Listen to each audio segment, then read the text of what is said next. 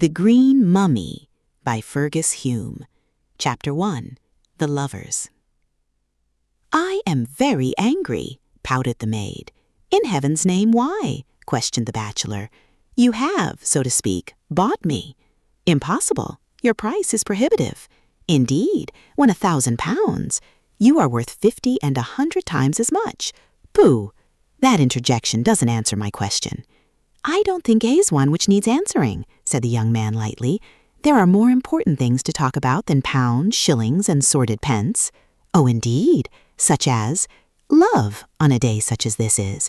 Look at the sky, blue as your eyes, at the sunshine, golden as your hair, warm as your affection, you should say. Affection? So cold a word when I love you. To the extent of 1,000 pounds, Lucy, you are a woman. That money did not buy your love, but the consent of your stepfather to our marriage. Had I not humored his whim, he would have insisted upon your marrying Random." Lucy pouted again, and in scorn. "As if I ever would," said she. "Well, I don't know. Random is a soldier and a baronet, handsome and agreeable, with a certain amount of talent. What objection can you find to such a match?" "One insuperable objection. He isn't you, Archie, darling." The adjective appears to be an afterthought," grumbled the bachelor. Then, when she merely laughed teasingly after the manner of women, he added moodily, "No, by Jove, Random isn't me by any manner of means. I am but a poor artist without fame or position, struggling on 300 a year for a grudging recognition." "Quite enough for one, you greedy creature." "And for two?" he inquired softly. "More than enough?" "Oh, nonsense, nonsense, nonsense! What, when I am engaged to you? Actions speak much louder than remarks, Mr. Archibald Hope. I love you more than I do money." "Angel, angel! You said that I was a woman just now. What do you mean?" "This," and he kissed her willing lips in the lane, which was empty save for blackbirds and beetles. "Is any explanation a clear one?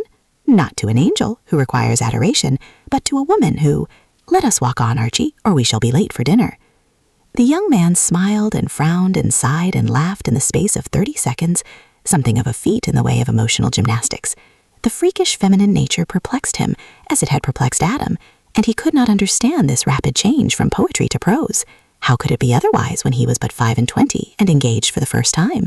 80 years and 10 is all too short a time to learn what woman really is, and every student leaves this world with the conviction that of the 1,000 sides which the female of man presents to the male of woman, not one reveals the being he desires to know. There is always a deep below a deep, a veil behind a veil, a sphere within a sphere. "It's most remarkable," said the puzzled man in this instance. "What is?" asked the enigma promptly. To avoid an argument which he could not sustain, Archie switched his on to the weather. "This day in September. One could well believe that it is still the month of roses." "What?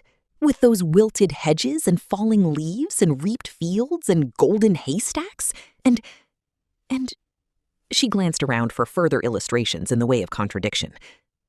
"I can see all those things, dear, and the misplaced day also." "Misplaced?" July Day slipped into September. It comes into the landscape of this autumn month, as does love into the hearts of an elderly couple who feel too late the supreme passion. Lucy's eyes swept the prospect, and the spring-like sunshine, revealing all too clearly the wrinkles of aging nature, assisted her comprehension. "I understand. Yet youth has its wisdom." "And old age its experience. The law of compensation, my dearest. But I don't see," he added reflectively, "what your remark and my answer have to do with the view," whereat Lucy declared that his wits wandered. Within the last 5 minutes, they had emerged from a sunken lane where the hedges were white with dust and dry with heat, to a vast open space, apparently at the world's end. Here the salting spread raggedly towards the stately stream of the Thames, intersected by dikes and ditches, by earthen ramparts, crooked fences, sawed walls, and irregular lines of stunted trees following the watercourses. The marshes were shaggy with weeds and rushes, and brown with coarse, fading herbage, although here and there gleamed emerald-hued patches of water-soaked soil, fit for fairy rings. Beyond a moderately high embankment of turf and timber, the lovers could see the broad river, sweeping eastward to the Nore, with homeward-bound and outward-faring ships afloat on its golden tide. Across the gleaming waters, from where they lipped their banks to the foot of low domestic Kentish hills, stretched alluvial lands, sparsely timbered, And in the clear sunshine, clusters of houses, great and small, factories with tall, smoky chimneys, clumps of trees, and rigid railway lines could be discerned. The landscape was not beautiful, in spite of the sun's profuse gildings, but to the lovers it appeared a paradise. Cupid, lord of gods and men, had bestowed on them the usual rose-colored spectacles, which form an important part of his stock in trade, and they looked abroad on a fairy world. Was not she there? Was not he there? Could Romeo or Juliet desire more? From their feet ran the slim, straight causeway, which was the king's highway of the district, a trim, prim line of white above the picturesque disorder of the marshes. It skirted the low-lying fields at the foot of the uplands and slipped through an iron gate to end in the far distance at the gigantic portal of the fort. This was a squat, ungainly pile of rugged gray stone, symmetrically built, but aggressively ugly in its very regularity, since it insulted the graceful curves of nature everywhere discernible. It stood nakedly amidst the bare, bleak meadows, glittering with pools of still water, with not even the leaf of a creeper to soften its menacing walls, although above them appeared the full foliage tops of trees planted in the barrack yard. It looked as though the grim walls belted a secret orchard. What with the frowning battlements, the very few windows, diminutive and closely barred, the sullen entrance, and the absence of any gracious greenery, Gartley Fort resembled the castle of giant despair. On the hither side, but invisible to the lovers, great cannons scowled on the river they protected, and when they spoke, received answer from smaller guns across the stream. There, less extensive forts were concealed amidst trees and masked by turf embankments to watch and guard the golden argosies of London commerce. Lucy, always impressionable, shivered with her hand in that of Archie's as she stared at the landscape, melancholy even in the brilliant sunshine. "I should hate to live in Gartley Fort," said she abruptly. "One might as well be in jail." "If you marry Random, you will have to live there, or on a baggage wagon. He is RGA captain, remember, and has to go where Glory calls him, like a good soldier." "Glory can call until Glory is hoarse for me," retorted the girl candidly. "I prefer an artist's studio to a camp." "Why?" asked Hope, laughing at her vehemence. "The reason is obvious. I love the artist. And if you love the soldier, I should mount the baggage wagon and make him Bovril when he was wounded. But for you, dear, I shall cook and sew and bake and—" "Stop, stop! I want a wife, not a housekeeper." "Every sensible man wants the two in one. But you should be a queen, darling. Not with my own consent, Archie. The work is much too hard. Existence on £6 a week with you will be more amusing. We can take a cottage, you know, and live the simple life in Gartley Village until you become the PRA, and I can be Lady Hope, to walk in silk attire. You shall be queen of the earth, darling, and walk alone." "How dull! I would much rather walk with you. And that reminds me that dinner is waiting. Let us take the shortcut home through the village. On the way, you can tell me exactly how you bought me from my stepfather for £1,000. Archie Hope frowned at the incurable obstinacy of the sex. "I didn't buy you, dearest. How many times do you wish me to deny a sale which never took place? I merely obtained your stepfather's consent to our marriage in the near future." "As if he had anything to do with my marriage, being only my stepfather, and having in my eyes no authority. In what way did you get his consent? His unnecessary consent," she repeated with emphasis. Of course, it was waste of breath to argue with a woman who had made up her mind. The two began to walk towards the village along the causeway, and Hope cleared his throat to explain, patiently as to a child. "You know that your stepfather, Professor Braddock, is crazy on the subject of mummies." Lucy nodded in her pretty, wilful way. "He is an Egyptologist." "Quite so, but less famous and rich than he should be, considering his knowledge of dry-as-dust antiquities. Well then, to make a long story short, he told me that he greatly desired to examine into the difference between the Egyptians and the Peruvians with regard to the embalming of the dead."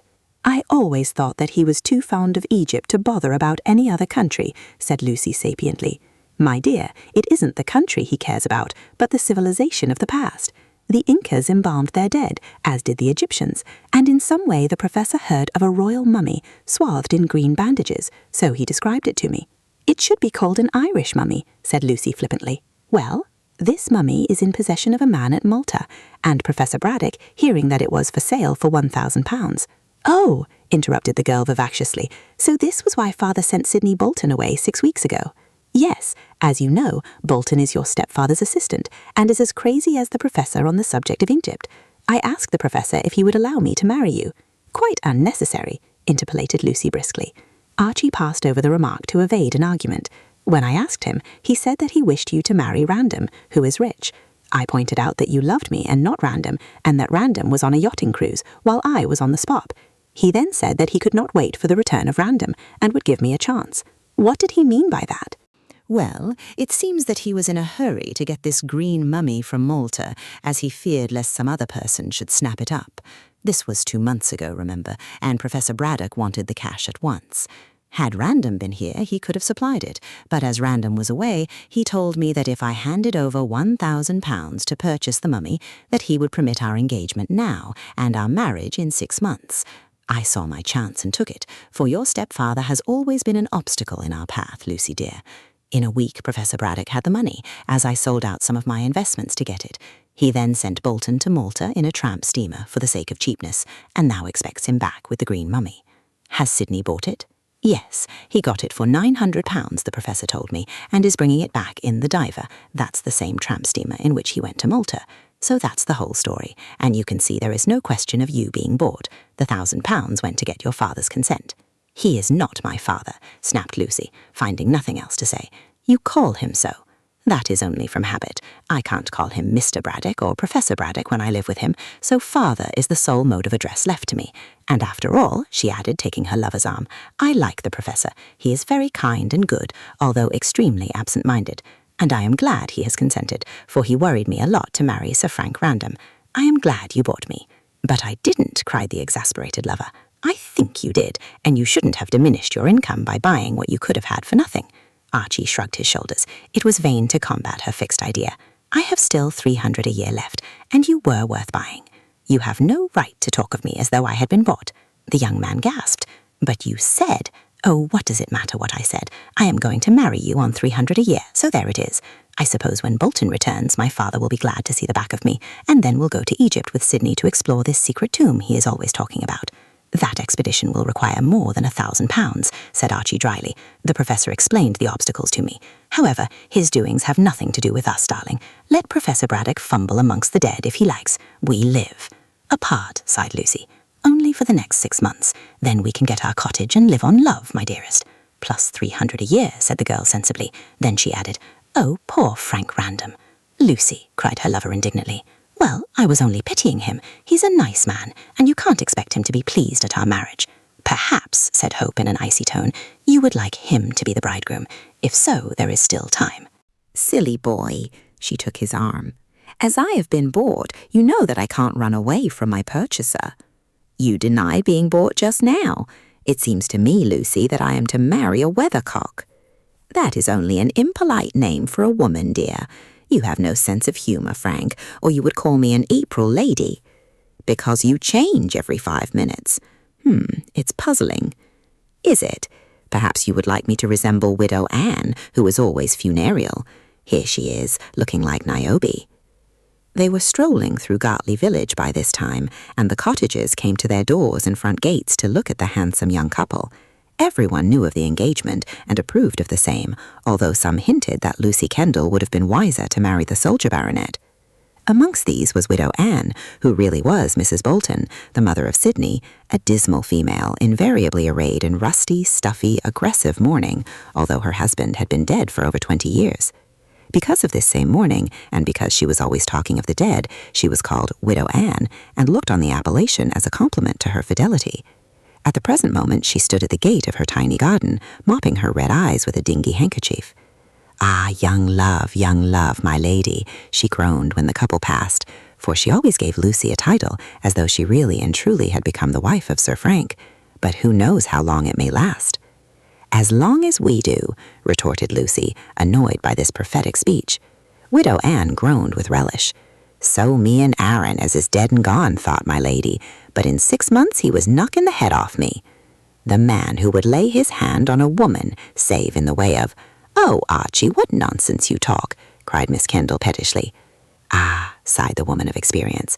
I called it nonsense too, my lady, afore Aaron, who now lies with the worms, laid me out with a flat iron. Men's fit for jails only, as I always says. A nice opinion you have of our sex, remarked Archie dryly. I have, sir. I could tell you things as would make your head waggle with horror on those shoulders of yours. What about your son Sidney? Is he also wicked? He would be if he had the strength which he hasn't, exclaimed the widow with uncomplimentary fervour. He's Aaron's son, and Aaron hadn't much to learn from them as is where he's gone to, and she looked downward significantly. Sidney is a decent young fellow, said Lucy sharply. How dare you miscall your own flesh and blood, Widow Anne? My father thinks a great deal of Sidney, else he would not have sent him to Malta. Do try and be cheerful, there's a good soul. Sidney will tell you plenty to make you laugh when he comes home. If he ever does come home, sighed the old woman. What do you mean by that? Oh, it's all very well asking questions as can't be answered nohow, my lady, but I be all of a mubble-fubble that I be. What is a mubble-fubble? Asked Hope, staring. It's a queer-like feeling of death and sorrow and tears of blood, and not lifting your head for groans, said Widow Anne incoherently. And there's meanings in mubble-fumbles, as we're told in Scripture. Not but what the Professor's been a kind gentleman to Sid in taking him from going round with the laundry cart and educating him to watch camphorated corpses, not as what I'd like to keep an eye on them things myself. But there's no more watching for my boy Sid as I dreamed. What did you dream? Asked Lucy curiously. Widow Anne threw up two gnarled hands, wrinkled with age and laundry work, screwing up her face meanwhile. I dreamed of battle and murder and sudden death, my lady, with Sid in his cold grave playing on a harp angel-like. Yes, she folded her rusty shawl tightly round her spare form and nodded. There was Sid, looking beautiful in his coffin, and cut into a hash, as you might say, with shuddered Lucy, and Archie strove to draw her away. With murder written all over his poor face, pursued the widow, and I woke up screeching with cramp in my legs and pains in my lungs and beatings in my heart and stiffness in my— Oh, hang it, shut up, shouted Archie, seeing that Lucy was growing pale at this ghoulish recital. Don't be fool, woman. Professor Braddock says that Bolton will be back in 3 days with the mummy he has been sent to fetch from Malta. You have been having nightmare. Don't you see how you are frightening Miss Kendall? The Witch of Endor, sir. Deuce take the Witch of Endor and you also. There's a shilling. Go and drink yourself into a more cheery frame of mind. Widow Anne bit the shilling with one of her 2 remaining teeth and dropped a curtsy. You're a good, kind gentleman, she smirked, cheered at the idea of unlimited gin. And when my boy Sid do come home a corpse, I hope you'll come to the funeral, sir. What a raven, said Lucy, as Widow Anne toddled away in the direction of the one public house in Gartley village. I don't wonder that the late Mr. Bolton laid her out with a flat iron. To slay such a woman would be meritorious. I wonder how she came to be the mother of Sidney, said Miss Kendall reflectively, as they resumed their walk. He's such a clever, smart and handsome young man. I think Bolton owes everything to the Professor's teaching and example, Lucy, replied her lover. He was an uncouth lad, I understand, when your stepfather took him into the house 6 years ago.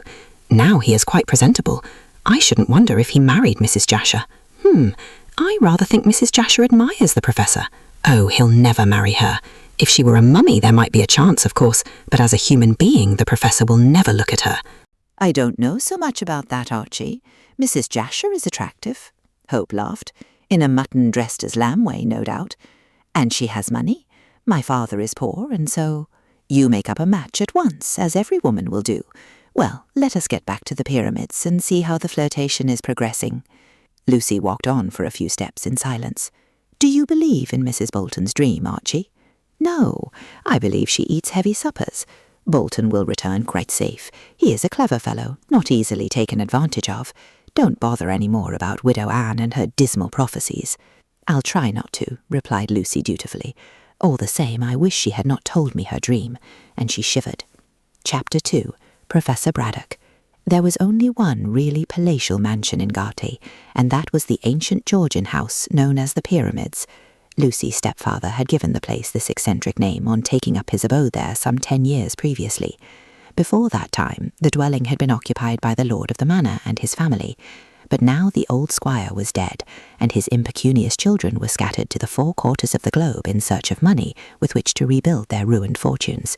As the village was somewhat isolated and rather unhealthily situated in a marshy country, the huge, roomy old grange had not been easy to let and had proved quite impossible to sell. Under these disastrous circumstances, Professor Braddock, who described himself humorously as a scientific pauper, had obtained the tenancy at a ridiculously low rental, much to his satisfaction. Many people would have paid money to avoid exile in these damp wastelands, as it were, fringed civilization, but their loneliness and desolation suited the professor exactly. He required ample room for his Egyptian collection, with plenty of time to decipher hieroglyphics and study perished dynasties of the Nile Valley. The world of the present day did not interest Braddock in the least. He lived almost continuously on that portion of the mental plane which had to do with the far distant past, and only concerned himself with physical existence when it consisted of mummies and mystic beetles, sepulchral ornaments, pictured documents, hawk-headed deities, and such like things of almost inconceivable antiquity. He rarely walked abroad, and was invariably late for meals, save when he missed any particular one altogether, which happened frequently. Absent-minded in conversation, untidy in dress, unpractical in business, dreamy in manner, Professor Braddock lived solely for archaeology. That such a man should have taken to himself a wife was mystery. Yet he had been married 15 years before to a widow who possessed a limited income and one small child. It was the opportunity of securing the use of a steady income which had decoyed Braddock into the matrimonial snare of Mrs. Kendall. To put it plainly, he had married the agreeable widow for her money, although he could scarcely be called a fortune hunter. Like Eugene Aram, he desired cash to assist learning, and as that scholar had committed murder to secure what he wanted, so did the professor marry to obtain his ends. These were to have someone to manage the house and to be set free from the necessity of earning his bread so that he might indulge in pursuits more pleasurable than money-making. Mrs. Kendall was a placid, phlegmatic lady who liked rather than loved the professor, and who desired him more as a companion than as a husband. With Braddock, she did not arrange a romantic marriage so much as enter into a congenial partnership. She wanted a man in the house, and he desired freedom from pecuniary embarrassment. On these lines, the prosaic bargain was struck, and Mrs. Kendall became the professor's wife with entirely successful results. She gave her husband a home and her child a father, who became fond of Lucy, and who, considering he was merely an amateur parent, acted admirably. But this sensible partnership lasted only for 5 years. Mrs. Braddock died of a chill on the liver and left her $500 a year to the professor for life, with remainder to Lucy, then a small girl of 10. It was at this critical moment that Braddock became a practical man for the first and last time in his dreamy life. He buried his wife with unfeigned regret, for he had been sincerely attached to her in his absent-minded way, and sent Lucy to a Hampstead boarding school. After an interview with his late wife's lawyer to see that the income was safe, he sought for a house in the country, and quickly discovered Gartley Grange, which no one would take because of its isolation. Within 3 months from the burial of Mrs. Braddock, the widower had removed himself and his collection to Gartley, and had renamed his new abode the Pyramids. Here he dwelt quietly and enjoyably, from his dry-as-dust point of view, for 10 years, and here Lucy Kendall had come when her education was completed. The arrival of a marriageable young lady made no difference in the professor's habits, and he hailed her thankfully as the successor to her mother in managing the small establishment. It is to be feared that Braddock was somewhat selfish in his views, but the fixed idea of archaeological research made him egotistical. The mansion was 3-story, flat-roofed, extremely ugly and unexpectedly comfortable. Built of mellow red brick with dingy white stone facings, it stood a few yards back from the roadway, which ran from Gartley Fort through the village, and at the precise point where the pyramids was situated, curved abruptly through woodlands to terminate a mile away at Jessam, the local station of the Thames railway line. An iron railing embedded in moldering stonework divided the narrow front garden from the road, and on either side of the door, which could be reached by 5 shallow steps, grew 2 small yew trees, smartly clipped and trimmed into cones of dull green. These yews possessed some magical significance, which Professor Braddock would occasionally explain to chance visitors interested in occult matters. For, amongst other things Egyptian, the archaeologist searched into the magic of the sons of Khem, and insisted that there was more truth than superstition in their enchantments. Braddock used all the vast rooms of the ground floor to house his collection of antiquities, which he had acquired through many laborious years. He dwelt entirely in this museum, as his bedroom adjoined his study, and he frequently devoured his hurried meals amongst the brilliantly tinted mummy cases. The embalmed dead populated his world, and only now and then, when Lucy insisted, did he ascend to the first floor, which was her particular abode. Here was the drawing room, the dining room, and Lucy's boudoir. Here also were sundry bedrooms, furnished and unfurnished, in one of which Miss Kendall slept, while the others remained vacant for chance visitors, principally from the scientific world. The 3rd story was devoted to the cook, her husband, who acted as gardener, and to the house parlor maid, a composite domestic who worked from morning until night in keeping the great house clean. During the day, these servants attended to their business in a comfortable basement, where the cook ruled supreme. At the back of the mansion stretched a fairly large kitchen garden, to which the cook's husband devoted his attention. This was the entire domain belonging to the tenant, as of course the professor did not rent the arable acres and comfortable farms which had belonged to the dispossessed family. Everything in the house went smoothly, as Lucy was a methodical young person who went by the clock and the almanac.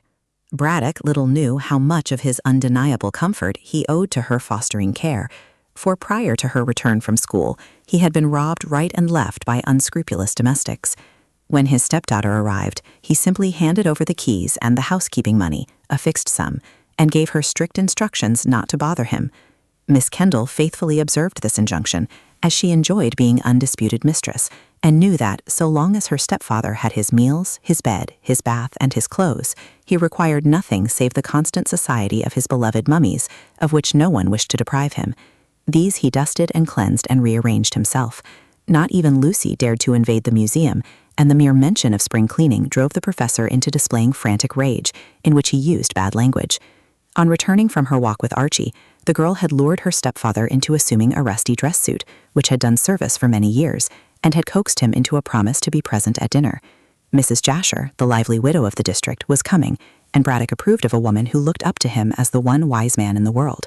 Even science is susceptible to judicious flattery, and Mrs. Jasher was never backward in putting her admiration into words. Female gossip declared that the widow wished to become the second Mrs. Braddock, but if this was really the case, she had but small chance of gaining her end. The professor had once sacrificed his liberty to secure a competence, and having acquired $500 a year, was not inclined for a second matrimonial venture. Had the widow been a dollar heiress with $1 million at her back, he would not have troubled to place a ring on her finger. And certainly Mrs. Jasher had little to gain from such a dreary marriage, beyond a collection of rubbish, as she said, and a dull country house situated in a district inhabited solely by peasants belonging to Saxon times. Archie Hope left Lucy at the door of the pyramids and repaired to his village lodgings for the purpose of assuming evening dress. Lucy, being her own housekeeper, assisted the overworked parlor-maid to lay and decorate the table before receiving the guests. Thus Mrs. Jasher found no one in the drawing-room to welcome her, and, taking the privilege of old friendship, descended to Beard Braddock in his den. The professor raised his eyes from a newly bought scarabaeus to behold a stout little lady smiling on him from the doorway. He did not appear to be grateful for the interruption, but Mrs. Jasher was not at all dismayed, being a manhunter by profession. Besides, she saw that Braddock was in the clouds as usual, and would have received the king himself in the same absent-minded manner. "Poof, what an abominable smell," exclaimed the widow, holding a flimsy lace handkerchief to her nose. "Kind of camphor, sandalwood, charnel house smell. I wonder you are not asphyxiated. Poof, burp." The professor stared at her with cold, fishy eyes. "Did you speak?" "Oh, dear me, yes, and you don't even ask me to take a chair. If I were a nasty, stuffy mummy now, you would be embracing me by this time. Don't you know that I have come to dinner, you silly man?" And she tapped him playfully with her closed fan. "I have had dinner," said Braddock, egotistic as usual. "No, you have not," Mrs. Jasher spoke positively, and pointed to a small tray of untouched food on the side table. "You have not even had luncheon. You must live on air like a chameleon, or on love, perhaps," she ended in a significantly tender tone. But she might as well have spoken to the granite image of Horus in the corner. Braddock merely rubbed his chin and stared harder than ever at the glittering visitor. "Dear me," he said innocently, "I must have forgotten to eat. Lamplight." He looked round vaguely. "Of course, I remember lighting the lamps. Time has gone by very rapidly. I am really hungry." He paused to make sure, then repeated his remark in a more positive manner. "Yes, I am very hungry, Mrs. Jasher." He looked at her as though she had just entered. "Of course, Mrs. Jasher, do you wish to see me about anything particular?" The widow frowned at his inattention and then laughed. It was impossible to be angry with this dreamer. "I have come to dinner, Professor. Do try and wake up. You are half asleep and half starved, too, I expect." "I certainly feel unaccountably hungry," admitted Braddock cautiously. "Unaccountably, when you have eaten nothing since breakfast? You weird man. I believe you are a mummy yourself." But the professor had again returned to examine the scarabaeus, this time with a powerful magnifying glass. "It certainly belongs to the 20th dynasty," he murmured, wrinkling his brows. Mrs. Jasher stamped and flirted her fan pettishly. The creature's soul, she decided, was certainly not in his body, and until it came back he would continue to ignore her. With the annoyance of a woman who was not getting her own way, she leaned back in Braddock's one comfortable chair, which she had unerringly selected, and examined him intently. Perhaps the gossips were correct, and she was trying to imagine what kind of a husband he would make. But whatever might be her thoughts, she eyed Braddock as earnestly as Braddock eyed the scarabaeus. Outwardly, the professor did not appear like the savant he was reported to be. He was small of stature, plump of body, rosy as a little cupid, and extraordinarily youthful, considering his 50-odd years of scientific wear and tear. With a smooth, clean-shaven face, plentiful white hair like spun silk, and neat feet and hands, he did not look his age. The dreamy look in his small blue eyes was rather belied by the hardness of his thin-lipped mouth and by the pugnacious push of his jaw. The eyes and the dome-like forehead hinted that brain without much originality, but the lower part of this contradictory countenance might have belonged to a prize-fighter. Nevertheless, Braddock's plumpness did away to a considerable extent with his aggressive look. It was certainly latent, but only came to the surface when he fought with a brother savant over some tomb-dweller from Thebes. In the soft lamplight, he looked like a fighting cherub, and it was a pity, in the interests of art, that the hairless pink and white face did not surmount a pair of wings rather than a rusty and ill-fitting dress suit. "He's nane sae dafty as he looks," thought Mrs. Jasher, who was Scotch, although she claimed to be cosmopolitan. "With his mummies he is all right, but outside those he might be difficult to manage. And these things," she glanced round the shadowy room, crowded with the dead and their earthly belongings, "I don't think I would care to marry the British Museum. Too much like hard work, and I am not so young as I was." The near mirror, a polished silver one, which had belonged ages ago to some coquette of Memphis, denied this uncomplimentary thought, for Mrs. Jasher did not look a day over 30, although her birth certificate set her down as 45. In the lamplight, she might have passed for even younger, so carefully had she preserved what remained to her of youth. She assuredly was somewhat stout, and never had been so tall as she desired to be, but the lines of her plump figure were still discernible in the cunningly cut gown, and she carried her little self with such mighty dignity that people overlooked the mortifying height of a trifle over 5 feet. Her features were small and neat, but her large blue eyes were so noticeable and melting that those on whom she turned them ignored the lack of boldness in chin and nose. Her hair was browned and arranged in the latest fashion, while her complexion was so fresh and pink that if she did paint, as jealous women averred, she must have been quite an artist with the hare's foot and the rouge pot and the necessary powder puff. Mrs. Jasher's clothes repaid the thought she expended upon them, and she was artistic in this as in other things. Dressed in a crocus yellow gown with short sleeves to reveal her beautiful arms, and cut low to display her splendid bust, she looked perfectly dressed. A woman would have declared the wide-netted black lace with which the dress was draped to be cheap, and would have hinted that the widow wore too many jewels in her hair, on her corsage, round her arms, and ridiculously gaudy rings on her fingers. This might have been true, for Mrs. Jasher sparkled like the Milky Way at every movement, but the gleam of gold and the flash of gems seemed to suit her opulent beauty. Her slightest movement wafted around her a strange Chinese perfume, which she obtained, so she said, from a friend of her late husband's, who was in the British Embassy at Peking. No one possessed this especial perfume but Mrs. Jasher, and anyone who had previously met her, meeting her in the darkness, could have guessed at her identity. With a smile to show her white teeth, with her golden-hued dress and glittering jewels, the pretty widow glowed in that glimmering room like a tropical bird.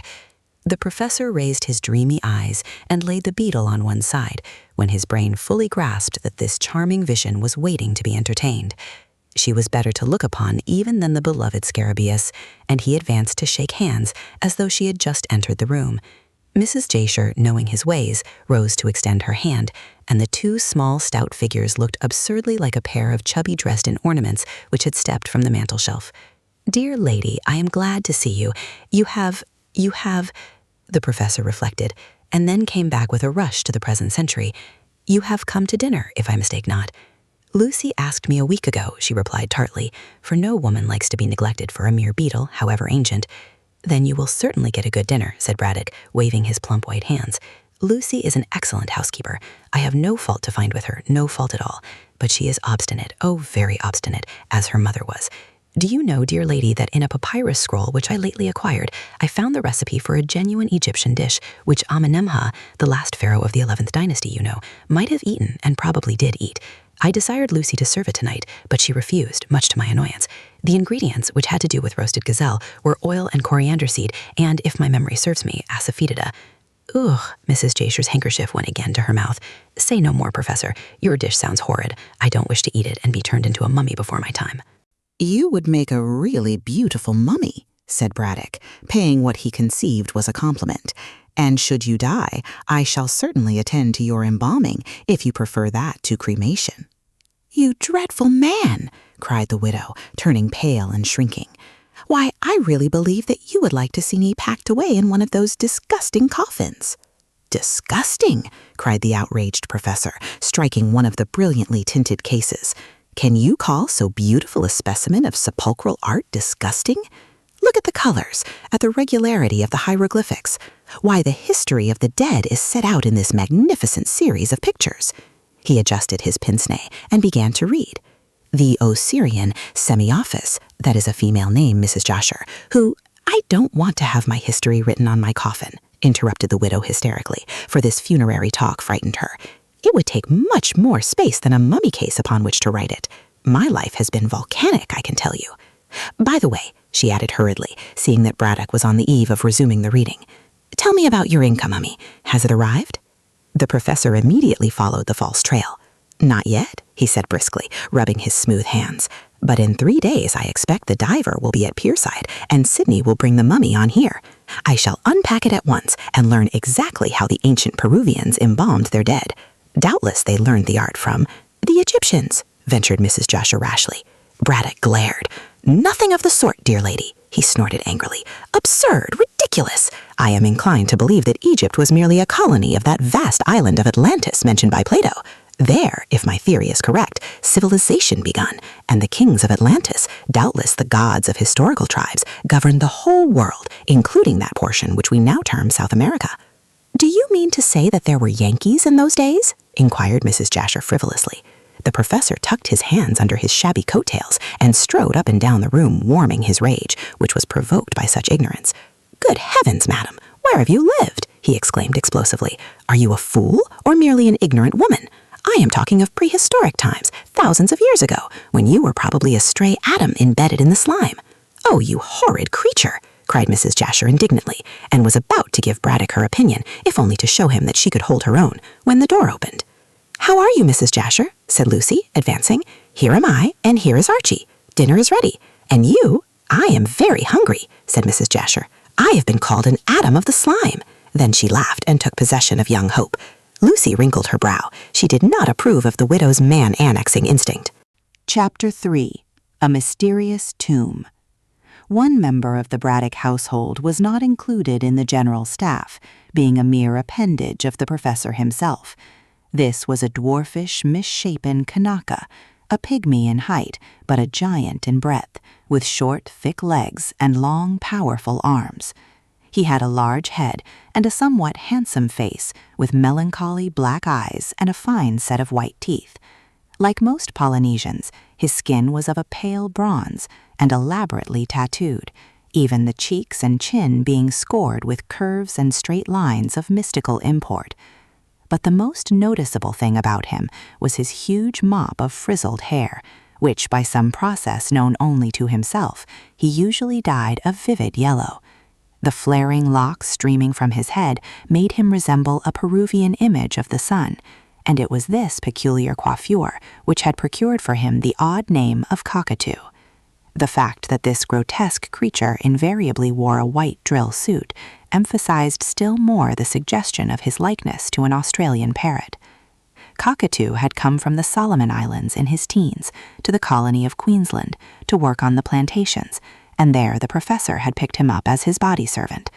When Braddock returned to marry Mrs. Kendall, the boy had refused to leave him, although it was represented to the young savage that he was somewhat too barbaric for sober England.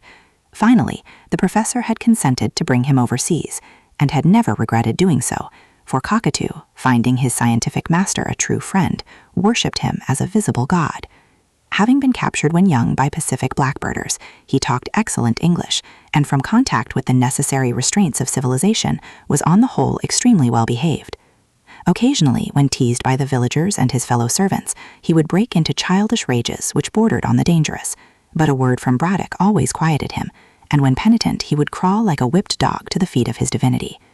For the most part he lived entirely in the museum, looking after the collection and guarding it from harm. Lucy, who had a horror of the creature's uncanny looks, objected to Cockatoo waiting at the table, and it was only on rare occasions that he was permitted to assist the harassed parlour-maid. On this night, the Kanaka acted excellently as a butler, and crept softly round the table, attending to the needs of the diners. He was an admirable servant, deft and handy, but his blue-lined face and squat figure, together with the obtrusively golden halo, rather worried Mrs. Jasher. And indeed, in spite of custom, Lucy also felt uncomfortable when this gnome hovered at her elbow. It looked as though one of the fantastical idols from the museum below had come to haunt the living. "I do not like that gollywog," breathed Mrs. Jasher to her host when Cockatoo was at the sideboard. "He gives me the creeps." Imagination, my dear lady, pure imagination. Why should we not have a picturesque animal to wait upon us? He would wait picturesquely enough at a cannibal feast, suggested Archie with a laugh. Don't, murmured Lucy with a shiver. I shall not be able to eat my dinner if you talk so. Odd that Hope should say what he has said, observed Braddock confidently to the widow. Cockatoo comes from a cannibal island, and doubtless has seen the consumption of human flesh. No, my dear lady, do not look so alarmed. I don't think he has eaten any, as he was taken to Queensland long before he could participate in such banquets. He is a very decent animal. A very dangerous one, I fancy, retorted Mrs. Jasher, who looked pale. Only when he loses his temper, and I'm always able to suppress that when it is at its worst. You are not eating your meat, my dear lady. Can you wonder at it, and you talk of cannibals? Let us change the conversation to cereals, suggested Hope, whose appetite was of the best. Wheat, for instance. In this queer little village, I notice the houses are divided by a field of wheat. It seems wrong somehow for corn to be bunched up with houses. That's old Farmer Jenkins, said Lucy vivaciously. He owns 3 or 4 acres near the public house and will not allow them to be built over, although he has been offered a lot of money. I noticed myself, Archie, the oddity of finding a cornfield surrounded by cottages. It's like Alice in Wonderland. But fancy anyone offering money for land here, observed Hope, toying with his claret glass, which had just been refilled by the attentive Cockatoo, at the back of beyond, as it were. I shouldn't care to live here. The neighbourhood is so desolate. All the same, you do live here, interposed Mrs. Jasher smartly, and with a roguish glance at Lucy. Archie caught the glance and saw the blush on Miss Kendall's face. You have answered your question yourself, Mrs. Jasher, he said, smiling. I have the inducement you hint at to remain here, and certainly as a landscape painter, I admire the marshes and sunsets. As an artist and an engaged man, I stop in Gardley, otherwise I should clear out. But I fail to see why a lady of your attractions should. I may have a sentimental reason also, interrupted the widow, with a sly glance at the absent-minded professor, who was drawing hieroglyphics on the tablecloth with a fork. Also, my cottage is cheap and very comfortable. The late Mr. Jasher did not leave me sufficient money to live in London. He was a consul in China, you know, and consuls are never very well paid. I will come in for a large income, however. Indeed, said Lucy politely, and wondering why Mrs. Jasher was so communicative. Soon, I hope. It may be very soon. My brother, you know, a merchant in Pekin. He has come home to die and is unmarried. When he does die, I shall go to London. But, added the widow meditatively and glancing again at the professor, I shall be sorry to leave dear Gartley. Still, the memory of happy hours spent in this house will always remain with me. Ah me, and she put her handkerchief to her eyes. Lucy telegraphed to Archie that the widow was a humbug, and Archie telegraphed back that he quite agreed with her. But the professor, whom the momentary silence had brought back to the present century, looked up and asked Lucy if the dinner was finished. I have to do some work this evening, said the professor. Oh, father, when you said that you would take a holiday, said Lucy reproachfully. I am doing so now. Look at the precious minutes I am wasting in eating, my dear. Life is short and much remains to be done in the way of Egyptian exploration. There is the sepulchre of Queen Tahosa, if I could only enter that, and he sighed while helping himself to cream. Why don't you? Asked Mrs. Jasher, who was beginning to give up her pursuit of Braddock, for it was no use wooing a man whose interests centered entirely in Egyptian tombs. I have yet to discover it, said the professor simply. Then, warming to the congenial theme, he glanced around and delivered a short historical lecture. Tahosa was the chief wife and queen of a famous pharaoh, the pharaoh of the Exodus, in fact. The one who was drowned in the Red Sea? Asked Archie idly. Why, yes, but that happened later. Before pursuing the Hebrews, if the Mosaic account is to be believed, this pharaoh marched far into the interior of Africa, the Libya of the ancients, and conquered the natives of Upper Ethiopia. Being deeply in love with his queen, he took her with him on this expedition, and she died before the pharaoh returned to Memphis. From records which I discovered in the Museum of Cairo, I have reason to believe that the pharaoh buried her with much pomp in Ethiopia, sacrificing, I believe, many prisoners at her gorgeous funeral rites. From the wealth of that pharaoh, for wealthy he must have been on account of his numerous victories, and from the love he bore this princess, I am confident, added Braddock, striking the table vehemently, that when discovered, her tomb will be filled with riches, and may also contain documents of incalculable value. And you wish to get the money? Asked Mrs. Jasher, who was rather bored. The professor rose fiercely. Money? I care nothing for money. I desire to obtain the funeral jewelry and golden masks, the precious images of the gods, so as to place them in the British Museum, and the scrolls of papyrus buried with the mummy of Tahoser may contain an account of Ethiopian civilization, about which we know nothing. Oh, that tomb! That tomb! Braddock began to walk the room, quite forgetting that he had not finished his dinner. I know the mountains whose entrails were pierced to form the sepulchre. Were I able to go to Africa, I am certain that I should discover the tomb. Ah, with what glory would my name be covered were I so fortunate. Why don't you go to Africa, sir, and try? Asked Hope. Fool, cried the professor politely. To fit out an expedition would take some £5,000, if not more. I would have to penetrate through a hostile country to reach the chain of mountains I speak of, where I know this precious tomb is to be found. I need supplies, an escort, guns, camels, and all the rest of it. A leader must be obtained to manage the fighting men necessary to pass through this dangerous zone. It is no easy task to find the tomb of Tahoser. And yet, if I could only get the money. And he walked up and down with his head bent on his breast. Mrs. Jasher was used to Braddock's vagaries by this time, and merely continued to fan herself placidly. I wish I could help you with the expedition, she said quietly. I should like to have some of that lovely Egyptian jewelry myself, but I am quite a pauper until my brother dies, poor man. Then, she hesitated. What then? Asked Braddock, wheeling. I shall aid you with pleasure. It's a bargain. Braddock stretched out his hand. A bargain, said Mrs. Jasher, accepting the grasp somewhat nervously, for she had not expected to be taken so readily at her word. A glance at Lucy revealed her nervousness. Do sit down, father, and finish your dinner, said that young lady. I am sure you will have more than enough to do when the mummy arrives. Mummy? What mummy? Murmured Braddock, again beginning to eat. The Inca mummy. Of course, the mummy of Inca Caxus, which Sydney is bringing from Malta. When I strip that corpse of its green bandages, I shall find... Find what? Asked Archie, seeing that the professor hesitated. Braddock cast a swift look at his questioner. I shall find the peculiar mode of Peruvian embalming, he replied abruptly, and somehow the way in which he spoke gave Hope the impression that the answer was an excuse. But before he could formulate the thought that Braddock was concealing something, Mrs. Jasher spoke frivolously. I hope your mummy has jewels, she said. It has not, replied Braddock sharply. So far as I know, the Inca race never buried their dead with jewels. But I have read in Prescott's history that they did, said Hope. Prescott, cried the professor contemptuously, a most unreliable authority. However, I'll promise you one thing, Hope, that if there are any jewels or jewelry, you shall have the lot. Give me some, Mr. Hope, cried the widow. I cannot, laughed Archie. The green mummy belongs to the professor. I cannot accept such a gift, Hope. Owing to circumstances, I have been obliged to borrow the money from you. Otherwise, the mummy would have been acquired by someone else. But when I find the tomb of Queen Tahoser, I shall repay the loan. You have repaid it already, said Hope, looking at Lucy. Braddock's eyes followed his gaze, and his brows contracted. Humph, he muttered. I don't know if I am right in consenting to Lucy's marriage with a pauper. Oh, father, cried the girl, Archie is not a pauper. I have enough for Lucy and me to live on, said Hope, although his face had flushed, and had I been a pauper, I could not have given you that £1,000. You will be repaid, said Braddock, waving his hand to dismiss the subject. And now, he rose with a yawn, if this tedious feast is at an end, I shall again seek my work. Without a word of apology to the disgusted Mrs. Jasher, he trotted to the door and there paused. By the way, Lucy, he said, turning, I had a letter today from Random. He returns in his yacht to Pierside in 2 or 3 days. In fact, his arrival will coincide with that of the diver. I don't see what his arrival has to do with me, said Lucy tartly. Oh, nothing at all, said Braddock airily. Only I thought, that is, but never mind.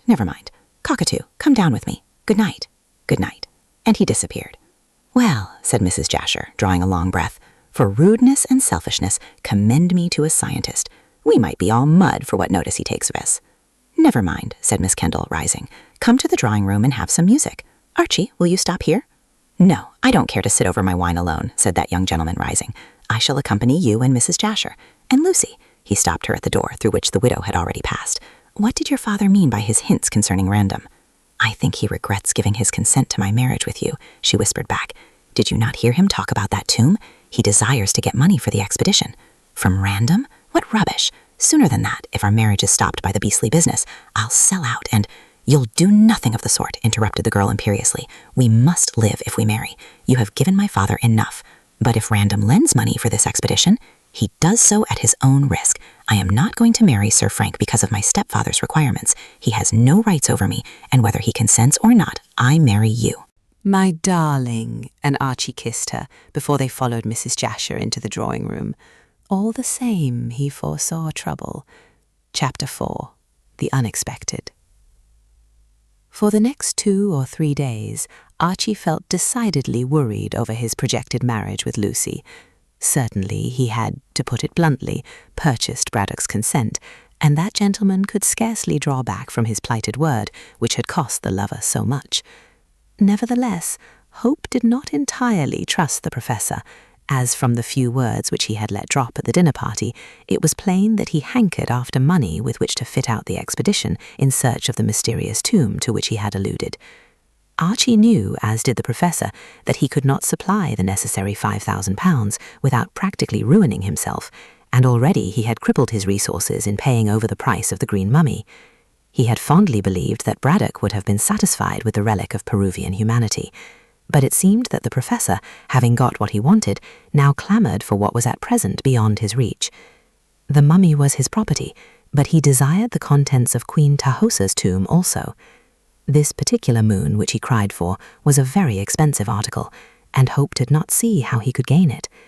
Unless, and here came in the cause of Archie's worry, unless the £5,000 was borrowed from Sir Frank Random, the professor would have to content himself with the Maltese mummy. But from what the young man had seen of Braddock's longing for the especial sepulchre which he desired to loot, he believed that the scientist would not readily surrender his whim. Random could easily lend or give the money, since he was extremely rich and extremely generous, but it was improbable that he would aid Braddock without a quid pro quo. As the sole desire of the baronet's heart was to make Lucy his wife, it could easily be guessed that he would only assist the professor to realize his ambition on condition that the savant used his influence with his stepdaughter. That meant the breaking of the engagement with Hope and the marriage of the girl to the soldier. Of course, such a state of things would make Lucy unhappy, but Braddock cared very little for that. To gratify his craze for Egyptian research, he would be willing to sacrifice a dozen girls like Lucy. Undoubtedly, Lucy would refuse to be passed along from one man to another like a bale of goods, and Archie knew that, so far as in her lay, she would keep to her engagement, especially as she denied Braddock's right to dispose of her hand. All the same, the professor, in spite of his cherubical looks, could make himself extremely disagreeable, and undoubtedly would do so if thwarted. The sole course that remained, should Braddock begin operations to break the present engagement, would be to marry Lucy at once. Archie would willingly have done so, but pecuniary difficulties stood in the way. He had never told anyone of these, not even the girl he loved, but they existed all the same. For many years he had been assisting needy relatives, and thus had hampered himself, in spite of his income. By sheer force of will, so as to force Braddock into giving him Lucy, he had contrived to secure the necessary £1,000, without confusing the arrangements he had made to pay off certain debts connected with his domestic philanthropy. But this brought him to the end of his resources. In 6 months he hoped to be free to have his income entirely to himself, and then, small as it was, he could support a wife. But until the half-year elapsed, he could see no chance of marrying Lucy with any degree of comfort, and meanwhile she would be exposed to the persecutions of the professor. Perhaps persecutions is too harsh a word, as Braddock was kind enough to the girl. Nevertheless, he was pertinacious in gaining his aims where his pet hobby was concerned, and undoubtedly could he see any chance of obtaining the money from Random by selling his stepdaughter, he would do so. Assuredly it was dishonorable to act in this way, but the professor was a scientific Jesuit and deemed that the end justified the means when any glory to himself and gain to the British Museum was in question. But I may be doing him an injustice, said Archie, when he was explaining his fears to Miss Kendall on the third day after the dinner party. After all, the professor is a gentleman, and will probably hold to the bargain which he has made. I don't care whether he does or not, cried Lucy, who had a fine color and a certain amount of fire in her eyes. I am not going to be bought and sold to forward these nasty scientific schemes. My father can say what he likes and do what he likes, but I marry you, tomorrow if you like. That's just it, said Archie, flushing. We can't marry. Why? She asked, much astonished. Hope looked at the ground and drew patterns with his cane point in the sand.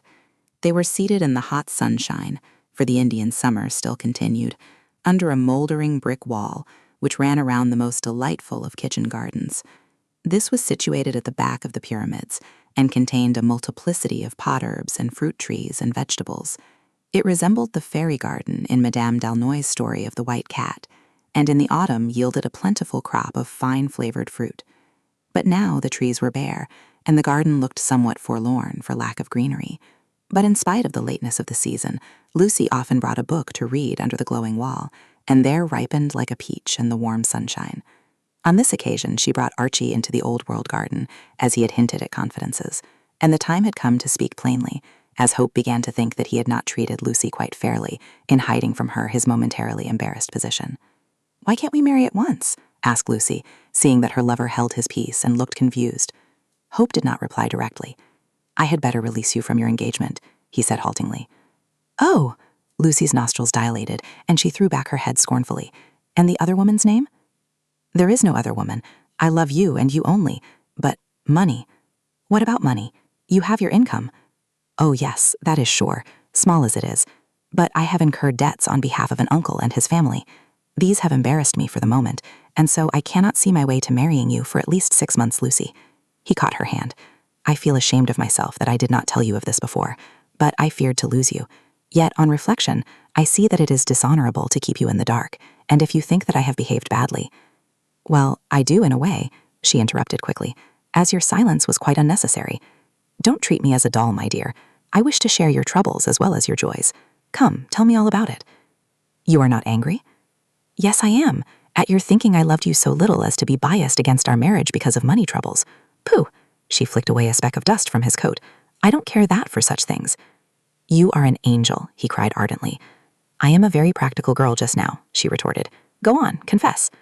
Archie, thus encouraged, did so, and it was a very mild confession that she heard, involving a great deal of unnecessary sacrifice in helping a pauper uncle. Hope strove to belittle his good deeds as much as possible, but Lucy saw plainly the good heart that had dictated the giving up of his small income for some years. When in possession of all the facts, she threw her arms around his neck and kissed him. You are a silly old boy, she whispered, as if what you tell me could make any difference to me. But we can't be married for 6 months, dearest. Of course not. Do you believe that I, as a woman, can gather together my trousseau under 6 months? No, my dear. We must not marry in haste to repent at leisure. In another half-year, you will enjoy your own income, and then we can marry. But meanwhile, said Archie after kissing her, the professor will bother you to marry random. Oh no, he has sold me to you for £1,000. There, do not say a single word. I am only teasing you.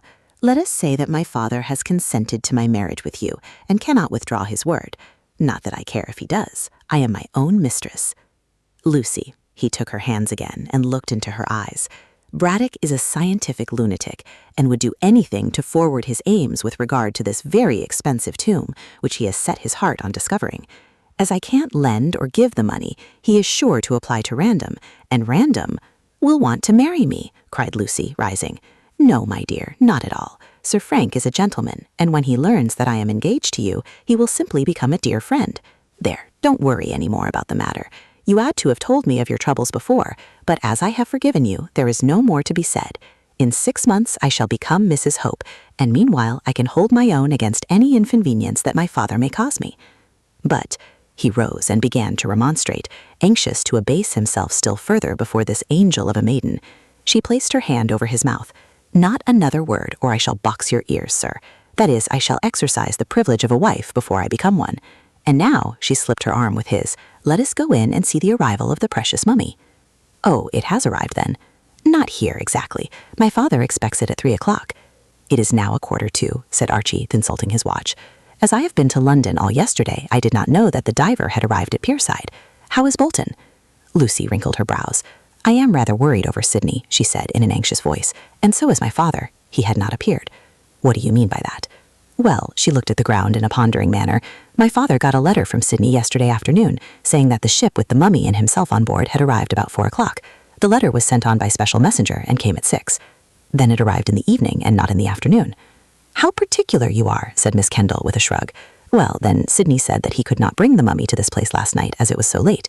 He intended, so he told my father in the letter, to remove the case containing the mummy ashore to an inn near the wharf at Pierside, and there would remain the night so as to take care of it." "That's all right," said Hope, puzzled. "Where's your difficulty?" A note came from the landlord of the inn this morning, saying that by direction of Mr. Bolton, that is Sydney, you know, he was sending the mummy in its case to Gartley on a lorry, and that it would arrive at 3 o'clock this afternoon. "Well?" asked Hope, still puzzled. "Well," she rejoined impatiently, "can't you see how strange it is that Sydney should let the mummy out of his sight after guarding it so carefully, not only from Malta to England, but all the night in Pierside at that hotel? Why doesn't he bring the mummy here himself and come on with the lorry? There is no explanation, no letter from Sydney Bolton?" "None. He wrote yesterday, as I stated, saying that he would keep the case in the hotel and send it on this morning." "Did he use the word send or the word bring?" "He said send." "Then that shows he did not intend to bring it himself. But why should he not do so?" "I dare say he will explain when he appears." "I am very sorry for him when he does appear," said Lucy seriously, "for my father is furious. Why, this precious mummy, for which so much has been paid, might have been lost." "Pooh, who would steal a thing like that?" "A thing like that is worth nearly £1,000, said Lucy in a dry tone, "and if anyone got wind of it, stealing would be easy, since Sydney, as appears likely, has sent on the case unguarded." "Well, let us go in and see if Sydney arrives with the case." They passed out of the garden and sauntered round to the front of the house. There, standing in the roadway, they beheld a ponderous lorry with a rough-looking driver standing at the horses' heads. The front door of the house was open, so the mummy case had apparently arrived before its time and had been taken to Braddock's museum while they were chatting in the kitchen garden. "Did Mr. Bolton come with the case?" asked Lucy, leaning over the railings and addressing the driver.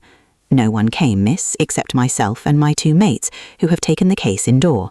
The driver jerked a coarse thumb over his shoulder. "Was Mr. Bolton at the hotel where the case remained for the night?" "No, miss. That is, I don't know who Mr. Bolton is. The landlord of the Sailor's Rest told me and my mates to take the case to this here house, and we done it. That's all I know, miss." "Strange," murmured Lucy, walking to the front door. "What do you think, Archie? Isn't it strange?" Hope nodded. "But I dare say Bolton will explain his absence," said he, following her. "He will arrive in time to open the mummy case along with the professor." "I hope so," said Miss Kendall, who looked much perplexed. "I can't understand Sydney abandoning the case when it might so easily have been stolen. Come in and see my father, Archie." And she passed into the house, followed by the young man, whose curiosity was now aroused. As they entered the door, the 2 men who had taken in the case blundered out and shortly drove away on the lorry towards Jessam railway station. In the museum, they found Braddock purple with rage and swearing vigorously. He was staring at a large packing case which had been set up on end against the wall, while beside him crouched Cockatoo, holding chisels and hammers and wedges necessary to open the treasure trove. "So the precious mummy has arrived, father," said Lucy, who saw that the professor was furious. "Are you not pleased?" "Pleased, pleased," shouted the angry man of science. "How can I be pleased when I see how badly the case has been treated? See how it has been bruised and battered and shaken. I'll have an action against Captain Hervey of the Diver if my mummy has been injured. Sydney should have taken better care of so precious an object." "What does he say?" asked Archie, glancing round the museum to see if the delinquent had arrived. "Say," shouted Braddock again, and snatching a chisel from Cockatoo. "Oh, what can he say when he is not here?" "Not here?" said Lucy, more and more surprised at the unaccountable absence of Braddock's assistant. "Where is he then?" "I don't know. I wish I did. I'd have him arrested for neglecting to watch over this case. As it is, when he comes back, I'll dismiss him from my employment. He can go back to his infernal laundry work along with his old witch of a mother." "But why hasn't Bolton come back, sir?" asked Hope sharply. Braddock struck a furious blow at the head of the chisel which he had inserted into the case. "I want to know that. He brought the case to the Sailor's Rest and should have come on with it this morning. Instead of doing so, he tells the landlord, a most unreliable man, to send it on. And my precious mummy, the mummy that has cost £900, cried Braddock, working furiously and battering the chisel as though it were Bolton's head, is left to be stolen by any scientific thief that comes along. While the professor, assisted by Cockatoo, loosened the lid of the packing case, a mild voice was heard at the door. Lucy turned, as did Archie, to see Widow Anne curtsying on the threshold of the door. Braddock himself took no notice of her entrance, being occupied with his task, and even while doing it swore scientifically under his breath. He was furious against Bolton for neglect of duty, and Hope rather sympathized with him.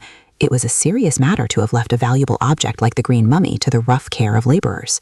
"I beg your pardon, my lady," whimpered Widow Anne, who looked more lean and rusty and dismal than ever.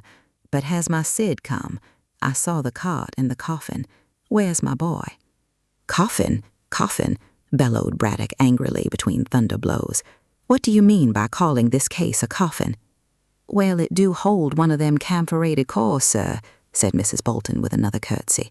"My boy Sid told me as much afore he went to them furrin parts." "Have you seen him since he returned?" questioned Lucy, while Braddock and Cockatoo strained at the lid, now nearly off. "Why, I ain't set eyes on him," moaned the widow dismally, "and summit tells me as I never will." "Don't talk rubbish, woman," said Archie tartly, for he did not wish Lucy to be upset again by this ancient ghoul. "Woman indeed, sir, I'd have you know. Oh," the widow jumped and quavered as the lid of the packing case fell on the floor with a bang. "Oh, law, sir, the start you did give me."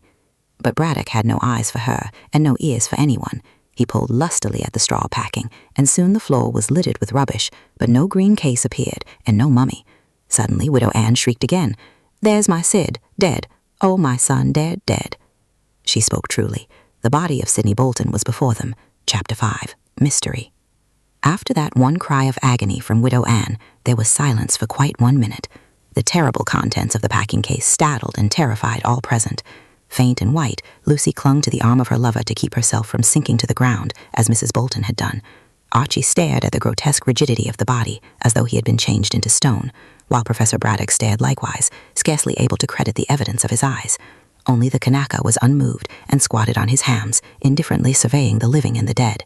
As a savage, he could not be expected to have the nerves of civilized man.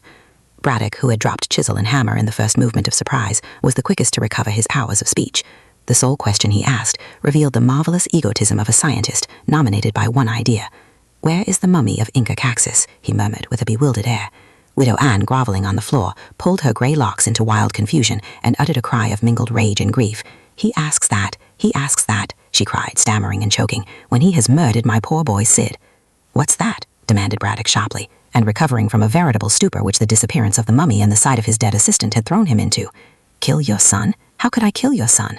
What advantage would it have been to me had I killed your son?" God knows," sobbed the old woman, "but you—" "Mrs. Bolton, you are raving," said Hope hastily, and strove to raise her from the floor. "Let Miss Kendall take you away, and you go, Lucy. This sight is too terrible for your eyes." Lucy, inarticulate with nervous fear, nodded and tottered towards the door of the museum, but Widow Anne refused to be lifted to her feet. "My boy is dead," she wailed. "My boy Sid is a corpse as I saw him in my dream.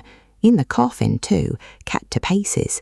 "Rubbish, rubbish," interrupted Braddock, peering into the depths of the packing case. "I can see no wound." Mrs. Bolton leaped to her feet with an agility surprising in so aged a woman.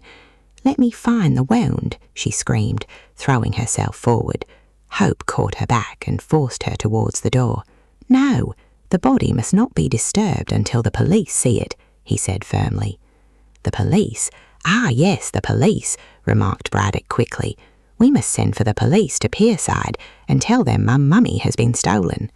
"That my boy has been murdered," screeched Widow Anne, waving her skinny arms and striving to break from Archie. "You wicked old devil to kill my darling Sid. If he hadn't gone to them furrin parts, he wouldn't be a corp now.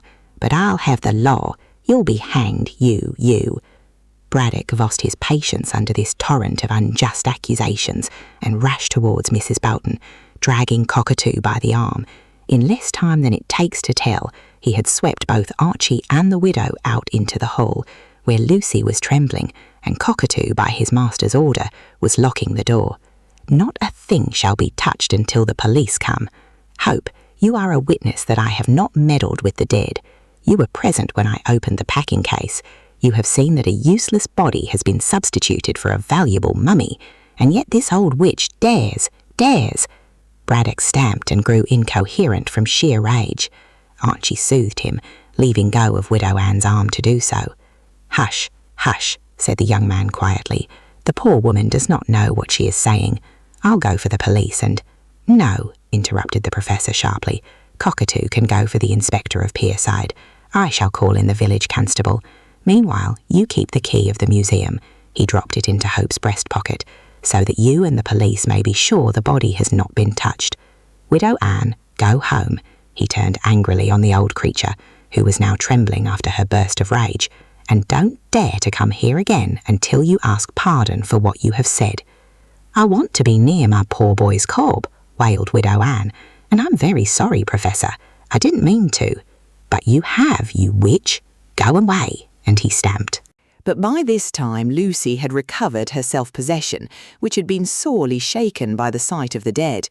Leave her to me, she observed, taking Mrs. Bolton's arm and leading her towards the stairs. I shall take her to my room and give her some brandy. Father, you must make some allowance for her natural grief, and— Braddock stamped again. Take her away, he cried testily, and keep her out of my sight. Is it not enough to have lost an invaluable assistant and a costly mummy of infinite historical and archaeological value, without my being accused of— Oh! The professor choked with rage and shook his hand in the air. Seeing that he was unable to speak, Lucy seized the opportunity of the lull in the storm and hurried the old woman, sobbing and moaning, up the stairs. By this time the shrieks of Mrs. Bolton and the wordy wrath of Braddock had drawn the cook and her husband, along with the housemaid, from the basement to the ground floor. The sight of their surprised faces only added to their master's anger, and he advanced furiously. Go downstairs again, go down, I tell you. But if there's anything wrong, sir, ventured the gardener timidly. Everything is wrong. My mummy has been lost, Mr. Bolton has been murdered, the police are coming, and— He choked again, but the servants waited to hear no more. The mere mention of the words murder and police sent them pale-faced and startled down to the basement, where they huddled like a flock of sheep. Braddock looked around for Hope, but found that he had opened the front door and had vanished. But he was too distracted to think why Archie had gone, and there was much to do in putting things straight. Beckoning to Cockatoo, he stalked into a side room and scribbled a pencil note to the inspector of police at Pierside, telling him of what had happened and asking him to come at once to the pyramids with his underlings. This communication he dispatched by Cockatoo, who flew to get his bicycle. In a short time he was riding at top speed to Breefort, which was on this side of the river, facing Pierside. There he could ferry across to the town and deliver his terrible message. Having done all that he could until the police came, Braddock walked out of the front door and into the roadway to see if Archie was in sight. He could not see the young man, but as luck would have it, and by one of those coincidences which are much more common than is suspected, he saw the Gartley doctor walking briskly past.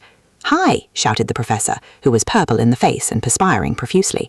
"Hi there, Dr. Robinson, I want you. Come, hurry man, hurry!" he ended in a testy rage, and the doctor, knowing Braddock's eccentricities, advanced with a smile. He was a slim, dark, young medical practitioner with an amiable countenance, which argued of no mighty intelligence. "Well, Professor," he remarked quietly, "do you want me to attend you for apoplexy? Take your time, my dear sir, take your time." He patted the scientist on the shoulder to soothe his clamorous rage. "You are already purple in the face. Don't let your blood rush to your head." "Robinson, you're a fool," shouted Braddock, glaring at the suave looks of the doctor. "I am in perfect health, damn you, sir." "Then Miss Kendall?" "She is quite well also. But Bolton—" "Oh," Robinson looked interested. "Has he returned with your mummy?" "Mummy!" bellowed Braddock, stamping like an insane cupid. "The mummy hasn't arrived." "Really, Professor, you surprise me," said the doctor mildly. "I'll surprise you more," growled Braddock, dragging Robinson into the garden and up the steps. "Gently, gently, my dear sir," said the doctor, who really began to think that much learning had made the professor mad. "Didn't Bolton?" "Bolton is dead, you fool." "Dead?" The doctor nearly tumbled backward down the steps. "Murdered. At least I think he is murdered. At all events, he arrived here today in the packing case, which should have contained my green mummy. Come in and examine the body at once." "No." Braddock pushed back the doctor just as fiercely as he had dragged him forward. "Wait until the constable comes. I want him to see the body first and to observe that nothing has been touched. I have sent for the pierside inspector to come. There will be all sorts of trouble," cried Braddock despairingly, "and my work, most important work, will be delayed, just because this silly young ass Sidney Bolton chose to be murdered." And the professor stormed up and down the hall, shaking impotent arms in the air. "Good heavens," stammered Robinson, who was young in years and somewhat new to his profession. You must be mistaken." "Mistaken? Mistaken?" shouted Braddock with another glare. "Come and see that poor fellow's body then. He is dead, murdered." "By whom?" "Hang you, sir, how should I know?" "In what way has he been murdered? Stabbed, shot, or—" I don't know. Such a nuisance to lose a man like Bolton, an invaluable assistant. What I shall do without him I really don't know. And his mother has been here, making no end of a fuss." "Can you blame her?" said the doctor, recovering his breath. "She is his mother, after all, and poor Bolton was her only son." "I am not denying the relationship, confound you," snapped the professor, ruffling his hair until it stood up like the crest of a parrot. "But she needn't— Ah!" He glanced through the open door and then rushed to the threshold. "Here is Hope and Painter. Come in. I have the doctor here. Hope, you have the key. You observe, Constable, that Mr. Hope has the key. Open the door, and let us see the meaning of this dreadful crime." "Crime, sir?" queried the constable, who had heard all that was known from Hope, but now wished to hear what Braddock had to say. "Yes, crime, you idiot. I have lost my mummy." "But I thought, sir, that a murder—" "Oh, of course, gabbled the professor, as if the death was quite a minor consideration. "Bolton's dead, murdered, I suppose, as he could scarcely have nailed himself down in a packing case. But it's my precious mummy I am thinking of, Painter. A mummy, if you know what a mummy is, that cost me £900. Go in, man, go in, and don't stand there gaping. Don't you see that Mr. Hope has opened the door? I have sent Cockatoo to Pierside to notify the police. They will soon be here. Meanwhile, Doctor, you can examine the body, and Painter here can give his opinion as to who stole my mummy." "The assassin stole the mummy," said Archie, as the four men entered the museum, "and substituted the body of the murdered man." "That is all ABC," snapped Braddock, issuing into the vast room.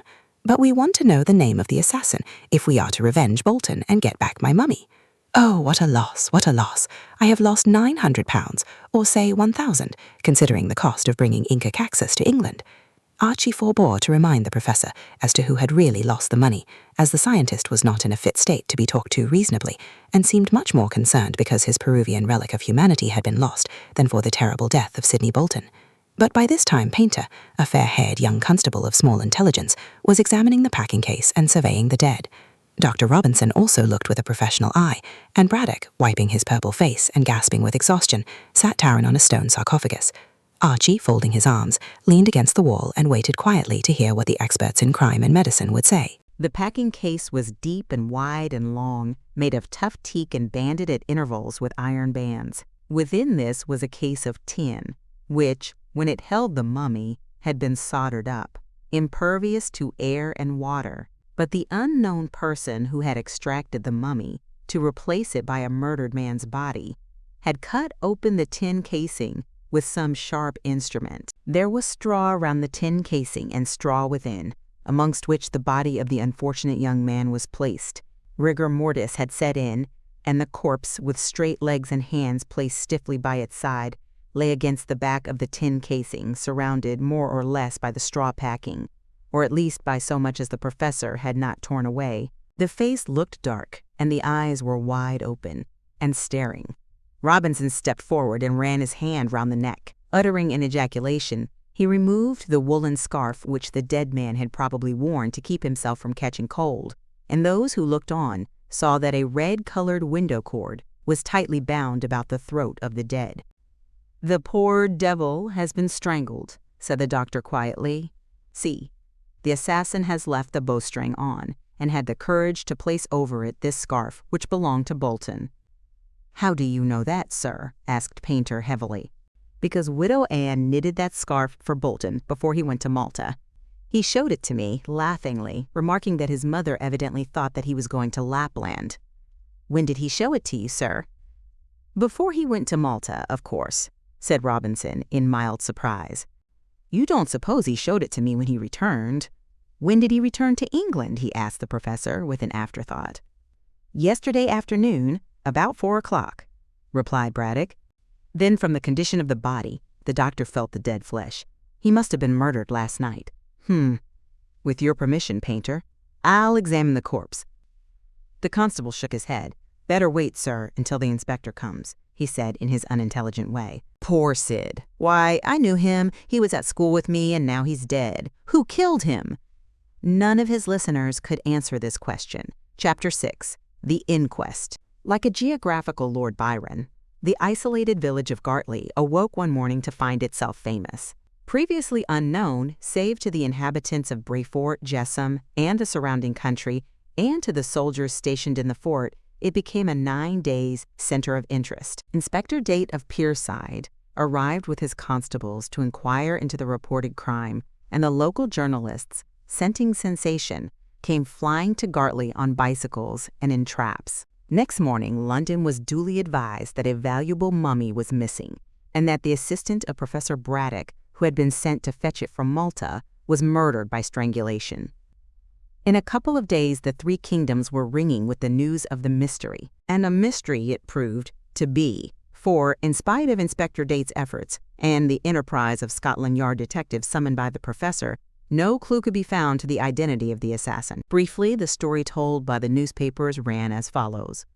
The tramp steamer Diver Captain George Hervey in command had berthed alongside the Pierside jetty at 4 o'clock on a Wednesday afternoon in mid-September, and some 2 hours later Sidney Bolton removed the case containing the green mummy ashore. As it was impossible to carry the case to the pyramids on that night, Bolton had placed it in his bedroom at the Sailor's Rest, a mean little public house of no very savory reputation near the water's edge. He was last seen alive by the landlord and the barmaid, when, after a drink of harmless ginger beer, he retired to bed at 8, leaving instructions to the landlord, overheard by the barmaid, that the case was to be sent on next day to Professor Braddock of Gartley. Bolton hinted that he might leave the hotel early and would probably proceed the case to its destination so as to advise Professor Braddock, necessarily anxious, of its safe arrival. Before retiring, he paid his bill and deposited in the landlord's hand a small sum of money so that the case might be sent across stream to Breford, thence to be taken in a lorry to the pyramids. There was no sign, said the barmaid and the landlord, that Bolton contemplated suicide or that he feared sudden death. His whole demeanor was cheerful, and he expressed himself exceedingly glad to be in England once more. At 11 on the ensuing morning, a persistent knocking and a subsequent opening of the door of Bolton's bedroom proved that he was not in the room, although the tumbled condition of the bedclothes proved that he had taken some rest. No one in the hotel thought anything of Bolton's absence, since he had hinted at an early departure, although the chambermaid considered it strange that no one had seen him leave the hotel. The landlord obeyed Bolton's instructions and sent the case, in charge of a trustworthy man, to Breford across the river. There, a lorry was procured, and the case was taken to Gartley, where it arrived at 3 in the afternoon. It was then that Professor Braddock, in opening the case, discovered the body of his ill-fated assistant, rigid in death, and with a red window cord tightly bound round the throat of the corpse. At once, said the newspapers, the professor sent for the police, and later insisted that the smartest Scotland Yard detectives should come down to elucidate the mystery. At present, both police and detectives were engaged in searching for a needle in a haystack, and so far had met with no success. Such was the tale set forth in the local and London and provincial journals. Widely as it was discussed, and many as were the theories offered, no one could fathom the mystery, but all agreed that the failure of the police to find a clue was inexplicable. It was difficult enough to understand how the assassin could have murdered Bolton and opened the packing case and removed the mummy to replace it by the body of his victim in a house filled with at least half a dozen people. But it was yet more difficult to guess how the criminal had escaped with so noticeable an object as the mummy, bandaged with emerald-hued woolen stuff woven from the hair of Peruvian llamas. If the culprit was one who thieved and murdered for gain, he could scarcely sell the mummy without being arrested, since all England was ringing with the news of its disappearance. If a scientist, impelled to robbery by an archaeological mania, he could not possibly keep possession of the mummy without someone learning that he possessed it. Meanwhile, the thief and his plunder had vanished as completely as if the earth had swallowed both. Great was the wonder at the cleverness of the criminal, and many were the solutions offered to account for the disappearance. One enterprising weekly paper, improving on the limerick craze, offered a furnished house and £3 a week for life to the fortunate person who could solve the mystery. As yet, no one had won the prize, but it was early days yet, and at least 5,000 amateur detectives tried to work out the problem. Naturally, Hope was sorry for the untimely death of Bolton, whom he had known as an amiable and clever young man. But he was also annoyed that his loan of the money to Braddock should have been, so to speak, nullified by the loss of the mummy. The professor was perfectly furious at his double loss of assistant and embalmed corpse, and was only prevented from offering a reward for the discovery of the thief and assassin by the painful fact that he had no money. He hinted to Archie that a reward should be offered, but that young man, backed by Lucy, declined to throw away good money after bad. Braddock took this refusal so ill that Hope felt perfectly convinced he would try and wriggle out of his promise to permit the marriage and persuade Lucy to engage herself to Sir Frank Random, should the baronet be willing to offer a reward. And Hope was also certain that Braddock, a singularly obstinate man, would never rest until he once more had the mummy in his possession. That the murderer of Sidney Bolton should be hanged was quite a minor consideration with the professor. Meanwhile, Widow Anne had insisted on the dead body being taken to her cottage, and Braddock, with the consent of Inspector Date, willingly agreed, as he did not wish a newly dead corpse to remain under his roof. Therefore, the remains of the unfortunate young man were taken to his humble home, and here the body was inspected by the jury when the inquest took place in the coffee room of the Warrior Inn, immediately opposite Mrs. Bolton's abode. There was a large crowd round the inn, as people had come from far and wide to hear the verdict of the jury, and Gartley, for the first and only time in its existence, presented the aspect of an August bank holiday. The coroner, an elderly doctor with a short temper, caused by the unrealized ambition of a country practitioner, opened the proceedings by a snappy speech, in which he set forth the details of the crime in the same bold fashion in which they had been published by the newspapers. A plan of the sailor's rest was then placed before the jury, and the coroner drew the attention of the 12 good and lawful men to the fact that the bedroom occupied by deceased was on the ground floor, with a window looking out onto the river, merely a stone throw away. "So you will see, gentlemen," said the coroner, "that the difficulty of the assassin in leaving the hotel with his plunder was not so great as has been imagined. He had merely to open the window in the quiet hours of the night, when no one was about, and pass the mummy through to his accomplice, who probably waited without. It is also probable that a boat was waiting by the bank of the river, and the mummy having been placed in this, the assassin and his friend could row away into the unknown without the slightest chance of discovery." Inspector Date, a tall, thin, upright man with an iron jaw and a severe expression, drew the coroner's attention to the fact that there was no evidence to show that the assassin had an accomplice. "What you have stated, sir, may have occurred," rasped Date in a military voice, "but we cannot prove the truth of your assumption, since the evidence at our disposal is merely circumstantial." "I never suggested that it was anything else," snapped the coroner. "You waste time in traversing my statements. Say what you have to say, Mr. Inspector, and produce your witnesses, if you have any." "There are no witnesses who can swear to the identity of the murderer," said Inspector Date coldly, and determined not to be ruffled by the apparent antagonism of the coroner. "The criminal has vanished, and no one can guess his name or occupation, or even the reason which led him to slay the deceased." Coroner: "The reason is plain. He wanted the mummy." Inspector: "Why should he want the mummy?" Coroner: "That is what we wish to find out." Inspector: "Exactly, sir. We wish to learn the reason why the murderer strangled the deceased." Coroner: "We know that reason. What we wish to know is why the murderer stole the mummy. And I would point out to you, Mr. Inspector, that as yet we do not even know the sex of the assassin. It might be a woman who murdered the deceased." Professor Braddock, who was seated near the door of the coffee room, being even more irascible than usual, rose to contradict. "There isn't a scrap of evidence to show that the murderer was a woman." Coroner: "You are out of order, sir. And I would point out that, as yet, Inspector Date has produced no witnesses." Date glared. He and the coroner were old enemies, and always sparred when they met. It seemed likely that the peppery little professor would join in the quarrel and that there would be a duel of 3.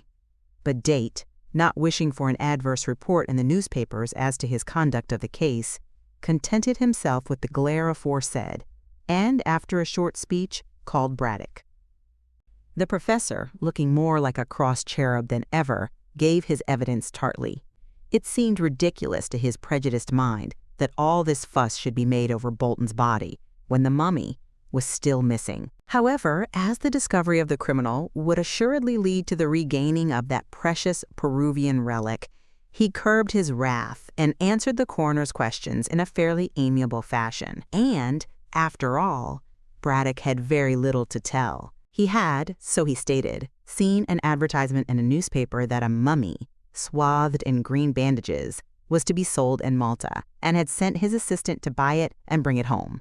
This was done, and what happened after the mummy left the tramp steamer was known to everyone through the medium of the press. With which, grumbled the professor, I do not agree. What do you mean by that? Asked the coroner sharply. I mean, sir, snapped Braddock equally sharply, that the publicity given by the newspapers to these details will probably place the assassin on his guard. Why not on her guard? Persisted the coroner willfully. Rubbish, rubbish, rubbish! My mummy wasn't stolen by a woman. What the devil would a woman want with my mummy? Be more respectful, Professor. Then talk sense, Doctor. And the two glared at one another. After a moment or two, the situation was adjusted in silence, and the coroner asked a few questions pertinent to the matter in hand. Had the deceased any enemies? No, sir, he hadn't. Not being famous enough or rich enough or clever enough to excite the hatred of mankind, he was simply an intelligent young man who worked excellently when supervised by me. His mother is a washerwoman in this village, and the lad brought washing to my house. Noting that he was intelligent and was anxious to rise above his station, I engaged him as my assistant and trained him to do my work. Archaeological work? Yes, I don't wash, whatever Bolton's mother may. Do. Don't ask silly questions. Be more respectful, said the coroner again, and grew red. Have you any idea as to the name of anyone who desired to obtain possession of this mummy? I dare say dozens of scientists in my line of business would have liked to get the corpse of Inca Caxus, such as, and he reeled out a list of celebrated men. Nonsense, growled the coroner. Famous men like those you mention would not murder even for the sake of obtaining this mummy. I never said that they would, retorted Braddock, but you wanted to hear who would like to have the mummy, and I have told you. The coroner waived the question. Was there any jewelry on the mummy likely to attract a thief? He asked. How the devil should I know? Fumed the professor. I never unpacked the mummy. I never even saw it. Any jewelry buried with Inca Caxus would be bound up in the bandages. So far as I know, those bandages were never unwound. You can throw no light on the subject? No, I can't. Bolton went to get the mummy and brought it home. I understood that he would personally bring his precious charge to my house. But he didn't. Why, I don't know. When the professor stepped down, still fuming at what he considered were the unnecessary questions of the coroner, the young doctor who had examined the corpse was called. Robinson deposed that deceased had been strangled by means of a red window cord, and that, from the condition of the body, he would judge death had taken place some 12 hours more or less before the opening of the packing case by Braddock. That was at 3 o'clock on Thursday afternoon, so in witness's opinion, the crime was committed between 2 and 3 on the previous morning. But I can't be absolutely certain as to the precise hour, added witness. At any rate, poor Bolton was strangled after midnight and before 3 o'clock. That is a wide margin, grumbled the coroner, jealous of his brother practitioner. Were there any other wounds on the body? No, you can see for yourself, if you have inspected the corpse. The coroner, thus reproved, glared, and Widow Anne appeared after Robinson retired. She stated, with many sobs, that her son had no enemies and was a good, kind young man. She also related her dream, but this was flouted by the coroner, who did not believe in the occult. However, the narration of her premonition was listened to with deep interest by those in the court. Widow Anne concluded her evidence by asking how she was to live now that her boy Sid was dead. The coroner professed himself unable to answer this question and dismissed her. Samuel Quass, the landlord of the Sailor's Rest, was next called. He proved to be a big, burly, red-haired, red-whiskered man who looked like a sailor, and indeed a few questions elicited the information that he was a retired sea captain. He gave his evidence gruffly but honestly, and although he kept so shady a public house, seemed straightforward enough. He told much the same tale as had appeared in the newspapers.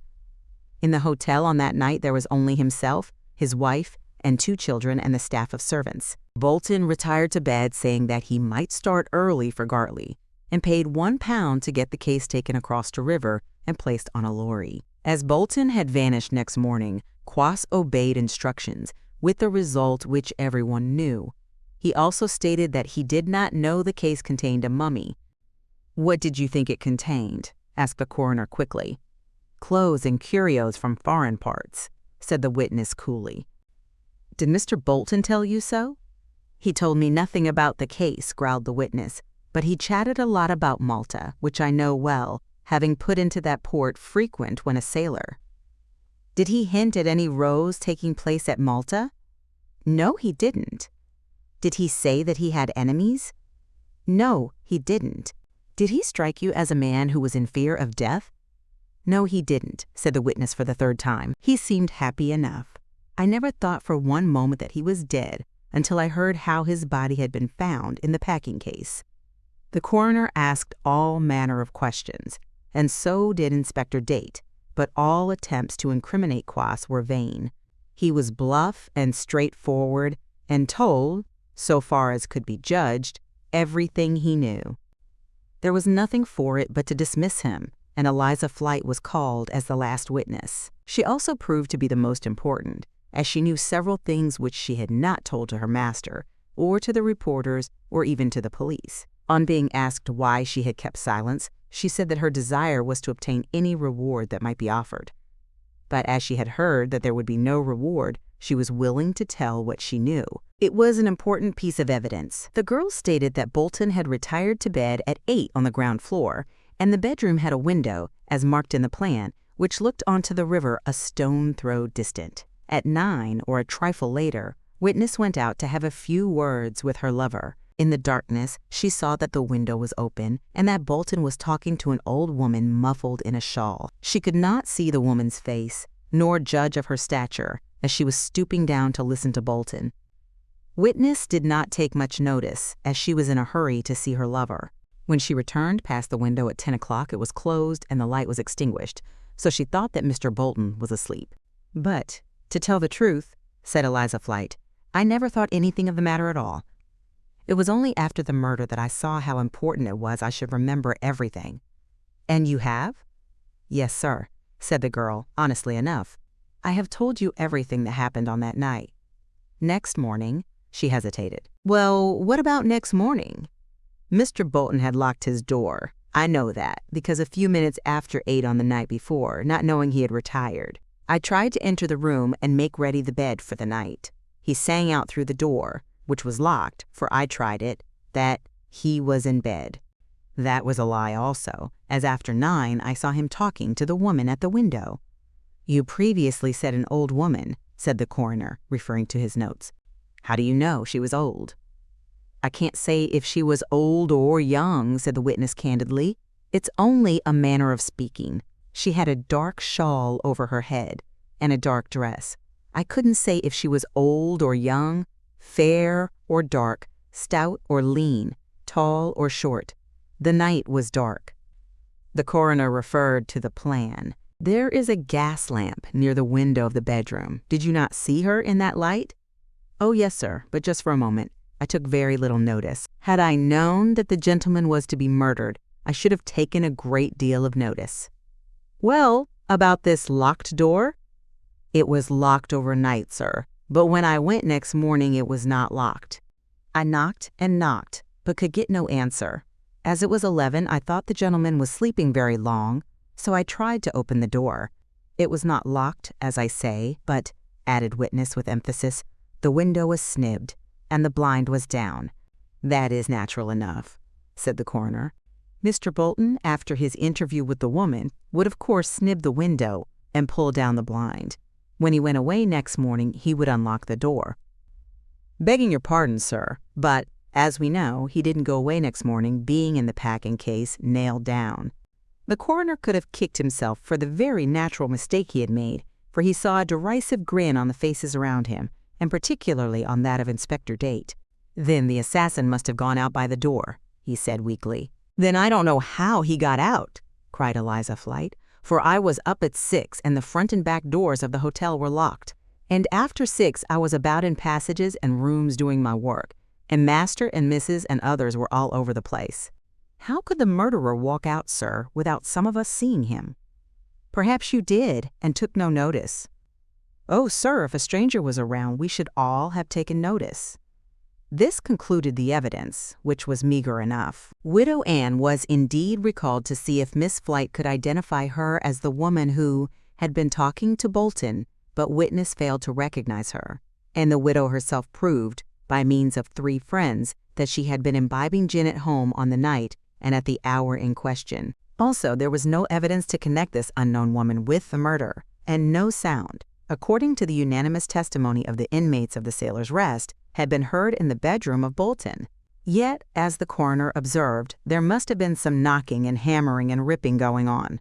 But of this nothing could be proved, and although several witnesses were examined again, not one could throw light on the mystery. Under these circumstances, the jury could only bring in a verdict of willful murder against some person or persons unknown, which was done. And it may be mentioned that the cord with which Bolton had been strangled was identified by the landlord and the chambermaid as belonging to the blind of the bedroom window. "Well," said Hope, when the inquest was over, "so nothing can be proved against anyone. What is to be done next?" "I'll tell you after I have seen Random," said the professor curtly. Chapter 7. The Captain of the Diver. The day after the inquest, Sidney Bolton's body was buried in Gartley churchyard. Owing to the nature of the death and the publicity given to the murder by the press, a great concourse of people assembled to witness the interment, and there was an impressive silence when the corpse was committed to the grave. Afterwards, as was natural, much discussion followed on the verdict at the inquest. It was the common opinion that the jury could have brought in no other verdict, considering the nature of the evidence supplied, but many people declared that Captain Hervey of the Diver should have been called. If the deceased had enemies, said these wiseacres, it was probable that he would have talked about them to the skipper. But they forgot that the witnesses called at the inquest, including the mother of the dead man, had insisted that Bolton had no enemies, so it is difficult to see what they expected Captain Hervey to say. After the funeral, the journals made but few remarks about the mystery. Every now and then it was hinted that a clue had been found, and that the police would sooner or later track down the criminal. But all this loose chatter came to nothing, and as the days went by, the public in London at all events lost interest in the case. The enterprising weekly paper that had offered the furnished house and the life income to the person who found the assassin received an intimation from the government that such a lottery could not be allowed. The paper therefore returned to limericks, and the amateur detectives, like so many Othellos, found their occupation gone. Then a political crisis took place in the Far East, and the fickle public relegated the murder of Bolton to the list of undiscovered crimes. Even the Scotland Yard detectives, failing to find a clue, lost interest in the matter, and it seemed as though the mystery of Bolton's death would not be solved until the day of judgment. In the village, however, people still continued to be keenly interested, since Bolton was one of themselves, and, moreover, Widow Anne kept up a perpetual outcry about her murdered boy.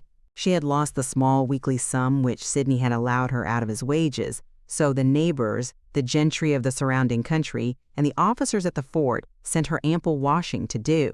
Widow Anne in a few weeks had quite a large business, considering the size of the village, and philosophically observed to a neighbor that it was an ill wind which blew no one any good, adding also that Sidney was more good to her dead than alive. But even in Gartley the villagers grew weary of discussing a mystery which could never be solved, and so the case became rarely talked about.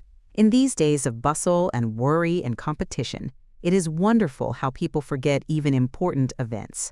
If a blue sun arose to lighten the world instead of a yellow one, after 9 days of wonder, man would settle down quite comfortably to a cerulean existence. Such is the wonderful adaptability of humanity. Professor Braddock was less forgetful, as he always bore in mind the loss of his mummy, and constantly thought of schemes whereby he could trap the assassin of his late secretary. Not that he cared for the dead in any way, save from a strictly business point of view, but the capture of the criminal meant the restitution of the mummy, and, as Braddock told everyone with whom he came in contact, he was determined to regain possession of his treasure. He went himself to the Sailor's Rest, and drove the landlord and his servants wild by asking tart questions and storming when a satisfactory answer could not be supplied.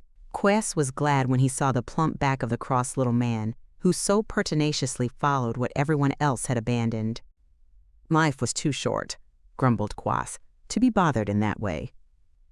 The wooing of Archie and Lucy went on smoothly, and the professor showed no sign of wishing to break the engagement. But Hope, as he confided to Lucy, was somewhat worried, as his pauper uncle on an insufficient borrowed capital had begun to speculate in South African mines, and it was probable that he would lose all his money. In that case, Hope fancied he would be once more called upon to make good the avuncular loss, and so the marriage would have to be postponed. But it so happened that the pauper uncle made some lucky speculative shots and acquired money, which he promptly reinvested in new mines of the wildcat description. Still, for the moment, all was well, and the lovers had a few halcyon days of peace and happiness. Then came a bolt from the blue in the person of Captain Hervey, who called a fortnight after the funeral to see the professor. The skipper was a tall, slim man, lean as a fasting friar and hard as nails, with closely clipped red hair, mustache of the same aggressive hue, and an American goatee. He spoke with a Yankee accent and in a truculent manner, sufficiently annoying to the fiery professor. When he met Braddock in the museum, the two became enemies at the first glance, and because both were bad-tempered and obstinate, took an instant dislike to one another. Like did not draw to like in this instance. "What do you want to see me about?" asked Braddock crossly. He had been summoned by Cockatoo from the perusal of a new papyrus to see his visitor, and consequently was not in the best of tempers. "I've just blew in for a trifle of chin music," replied Hervey with an emphatic USA accent. "I'm busy, get out," was the uncomplimentary reply. Hervey took a chair and, stretching his lengthy legs, produced a black cheroot, as long and lean as himself. "If you were in the States, Professor, I'd draw a bead on you for that style of lingo. I'm not taking any, see?" And he lighted up. "You're the captain of the Diver?" "That's so. I was, that is. Now I've shifted to a dandy windjammer of sorts that can run rings round the old barkie. I surmise I'm off for the South Seas, pearl fishing, in 3 months. I'll take that Kanaka along with me if you like, Professor," and he cast a side glance at Cockatoo, who was squatting on his hams as usual, polishing a blue enameled jar from a Theban tomb. "I require the services of the man," said Braddock stiffly. "As to you, sir, you've been paid for your business in connection with Bolton's Passage and the shipment of my mummy, so there is no more to be said." "Heaps more, heaps, you bet," remarked the man of the sea placidly, and controlling a temper which in less civilized parts would have led him to wipe the floor with the plump scientist. "My owners were paid for that racket, not me. No, sir. So I've paddled into this port to see if I can rake in a few dollars on my own." "I've no dollars to give you, in charity, that is." "Huh, and who asked charity, you bald-headed jellybag?" Braddock grew scarlet with fury. "If you speak to me like that, you ruffian, I'll throw you out." "What, you?" "Yes, me," and the professor stood on tiptoe, like the bantam he was. "You make me smile and likewise tired," murmured Hervey, admiring the little man's pluck. "See here, Professor, touching that mummy?" "My mummy? My green mummy? What about it?" Braddock rose to the fly thrown by this skillful angler. "That's so. What will you shell out if I pass along that corpse?" "Ah!" The professor again stood on tiptoe, gasping and purple in the face. He almost squeaked in the extremity of his anger. "I knew it." "Knew what?" demanded the skipper, genuinely surprised. "I knew that you had stolen my mummy. Yes, you needn't deny it. Bolton, like the silly fool he was, told you how valuable the mummy was, and you strangled the poor devil to get my property." "Go slow," said the captain, in no wise perturbed by this accusation. "I would have you remember that at the inquest it was stated that the window was locked and the door was open. How then could I waltz into that blamed hotel and arrange for a funeral? Sides, I guess shooting is more in my line than garroting. I leave that to the East Coast yellow stomachs." Braddock sat down and wiped his face. He saw plainly enough that he had not a leg to stand on, as Hervey was plainly innocent. "Sides," went on the skipper, chewing his cheroot. I guess if I'd wanted that old corpse of yours, I'd have yanked Bolton overside and set down the accident to bad weather. Better for me to loot the case aboard than to make a fool of myself ashore. No, sir. H. don't run. His own particular private circus in that blamed way. H. Who the devil is H? Me, you bet. Hiram Hervey, citizen of the USA Nantucket neighborhood for home life. And see, don't you get my hair riz or I'll scalp. You can't scalp me, chuckled Braddock, passing his hand over a very bald head. See here, what do you want? Name a price, and I'll float round to get back your verdant corpse. I thought you were going to the South Seas? In 3 months, pearl fishing, lots of time, I reckon, to run this old circus I want you to finance. Have you any suspicions? No, 'cept I don't believe in that window business. What do you mean? Braddock sat upright. Well, drawled the Yankee, you see, I interviewed the gal as told that particular lie in court. Eliza Flight? Was it a lie she told? Well, not exactly. The window was snibbed, but that was done after the chap who sent your pal to Kingdom Come had got out. Do you mean to say that the window was locked from the outside? Asked Braddock, and then, when Hervey nodded, he exclaimed, Impossible. Nary an impossibility, you bet. The chap who engineered the circus was all fired smart. The snib was an old one, and he yanked a piece of string round it and passed the string through the crack between the upper and lower sash of the window. When outside he pulled, and the snib slid into place. But he left the string on the ground outside. I picked it up next day and guessed the racket he'd been on. I tried the same business and brought off the deal. It sounds wonderful and yet impossible, cried Braddock, rubbing his bald head and walking excitedly to and fro. See here, I'll come along with you and see how it's done. You bet you won't unless you shell out. See here, Hervey leaned forward. From that window business, it's plain that no one inside the shanty corpsed your pal. The chap as did it entered and left by the window, and made tracks with that old corp you want. Now you pass along £500, that's English currency, I reckon, and I'll smell round for the robber. And where do you think I can obtain £500? Asked the professor very dryly. Well, I guess if that blamed corpse is worth it, you'll be willing to trade. You don't live in this shanty for nothing. My good friend, I have enough to live on and obtain this house at a small rent on account of its isolation. But I can no more find the sum of £500 than fly. Hervey rose and straightened his legs. Then I guess I'd best be getting back to Pierside. One moment, sir. Did anything happen on the voyage? Did Bolton say anything likely to lead you to suppose that he was in danger of being robbed and murdered? No, said the skipper musingly, and pulling his goatee. He told me that he had secured the old corpse and was bringing it home to you. I didn't talk much to Bolton. He wasn't my style. Have you any idea who killed him? No, I ain't. Then how do you propose to find the criminal who has the mummy? You give me £500 and see, said Hervey coolly. I haven't got the money. Then I reckon you don't get the corpse. So long, and the skipper strolled towards the door. Braddock followed him. You have a clue? No, I've got nothing. Not even that £500 you make such a fuss over. It's a wasted day with H, I surmise.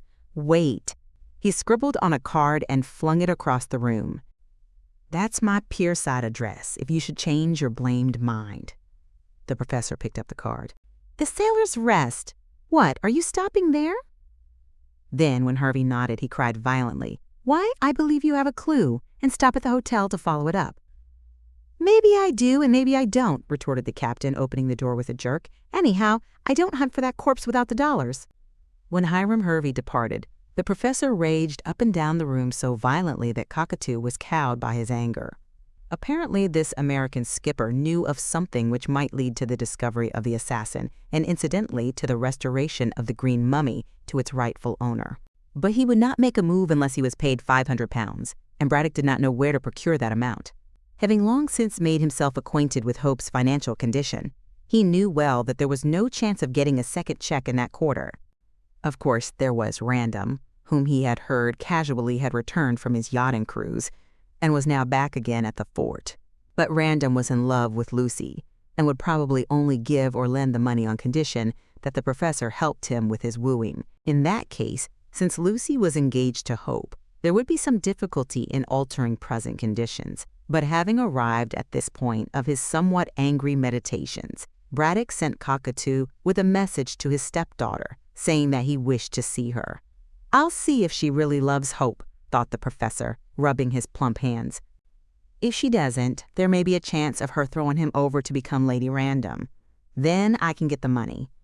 And indeed, soliloquized the professor virtuously, "I must point out to her that it is wrong of her to make a poor marriage when she can gain a wealthy husband.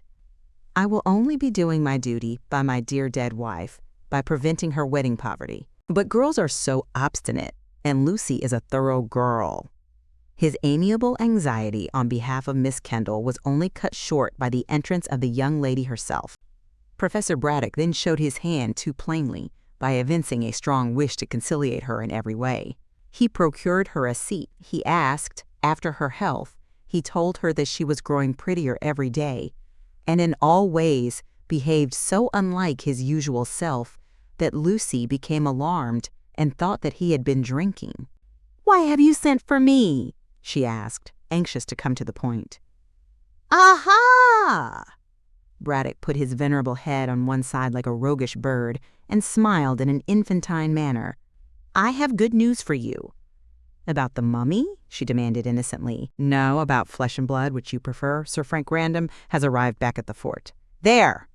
"I know that," was Miss Kendall's unexpected reply. "His yacht came to Pierside on the same afternoon as the diver arrived." "Oh, indeed," said the professor, struck by the coincidence, and with a stare. "How do you know?" "Archie met Sir Frank the other day and learned as much." "What?" Braddock struck a tragic attitude. "Do you mean to say that those two young men speak to one another?" "Yes, why not? They are friends." "Oh," Braddock became roguish again. "I fancied they were lovers of a certain young lady who is in this room." By this time, Lucy was beginning to guess what her stepfather was aiming at, and grew correspondingly angry. "Archie is my sole lover now," she remarked stiffly. "Sir Frank knows that we are engaged and is quite ready to be the friend of us both. And he calls that love. Idiot!" cried the professor, much disgusted. "But I would point out to you, Lucy, and I do so because of my deep affection for you, dear child, that Sir Frank is wealthy. So is Archie, in my love." "Nonsense! Nonsense! That is mere foolish romance. He has no money." "You should not say that. Archie had money to the extent of £1,000, which he gave you." £1,000, a mere nothing. Consider, Lucy, that if you marry Random, you will have a title." Miss Kendall, whose patience was getting exhausted, stamped a very neat boot. "I don't know why you talk in this way, Father. I wish to see you happy." "Then your wish is granted. You do see me happy. But I won't be happy long if you keep bothering me to marry a man I don't care two straws about. I'm going to be Mrs. Hope, so there." "My dear child," said the professor, who always became paternal when most obstinate, "I have reason to believe that the green mummy can be discovered and poor Sidney's death avenged if a reward of £500 is offered. If Hope can give me that money—" "He will not. I shall not allow him to. He has lost too much already." "In that case, I must apply to Sir Frank Random." "Well, apply," she snapped, being decidedly angry. "It's none of my business. I don't want to hear anything about it." "It is your business, miss," cried Braddock, growing angry in his turn and becoming very pink. "You know that only by getting you to marry Random can I procure the money." "Oh," said Lucy coldly, "so this is why you sent for me. Now, Father, I have had enough of this. You gave your consent to Archie being engaged to me in exchange for £1,000. As I love him, I shall abide by the word you gave. If I had not loved him, I should have refused to marry him. You understand?" "I understand that I have a very obstinate girl to deal with. You shall marry as I choose." "I shall do nothing of the sort. You have no right to dictate my choice of a husband." "No right, when I am your father?" "You are not my father, merely my stepfather, merely a relation by marriage. I am of age. I can do as I like and intend to." "But, Lucy," implored Braddock, changing his tune, "think." "I have thought. I marry Archie.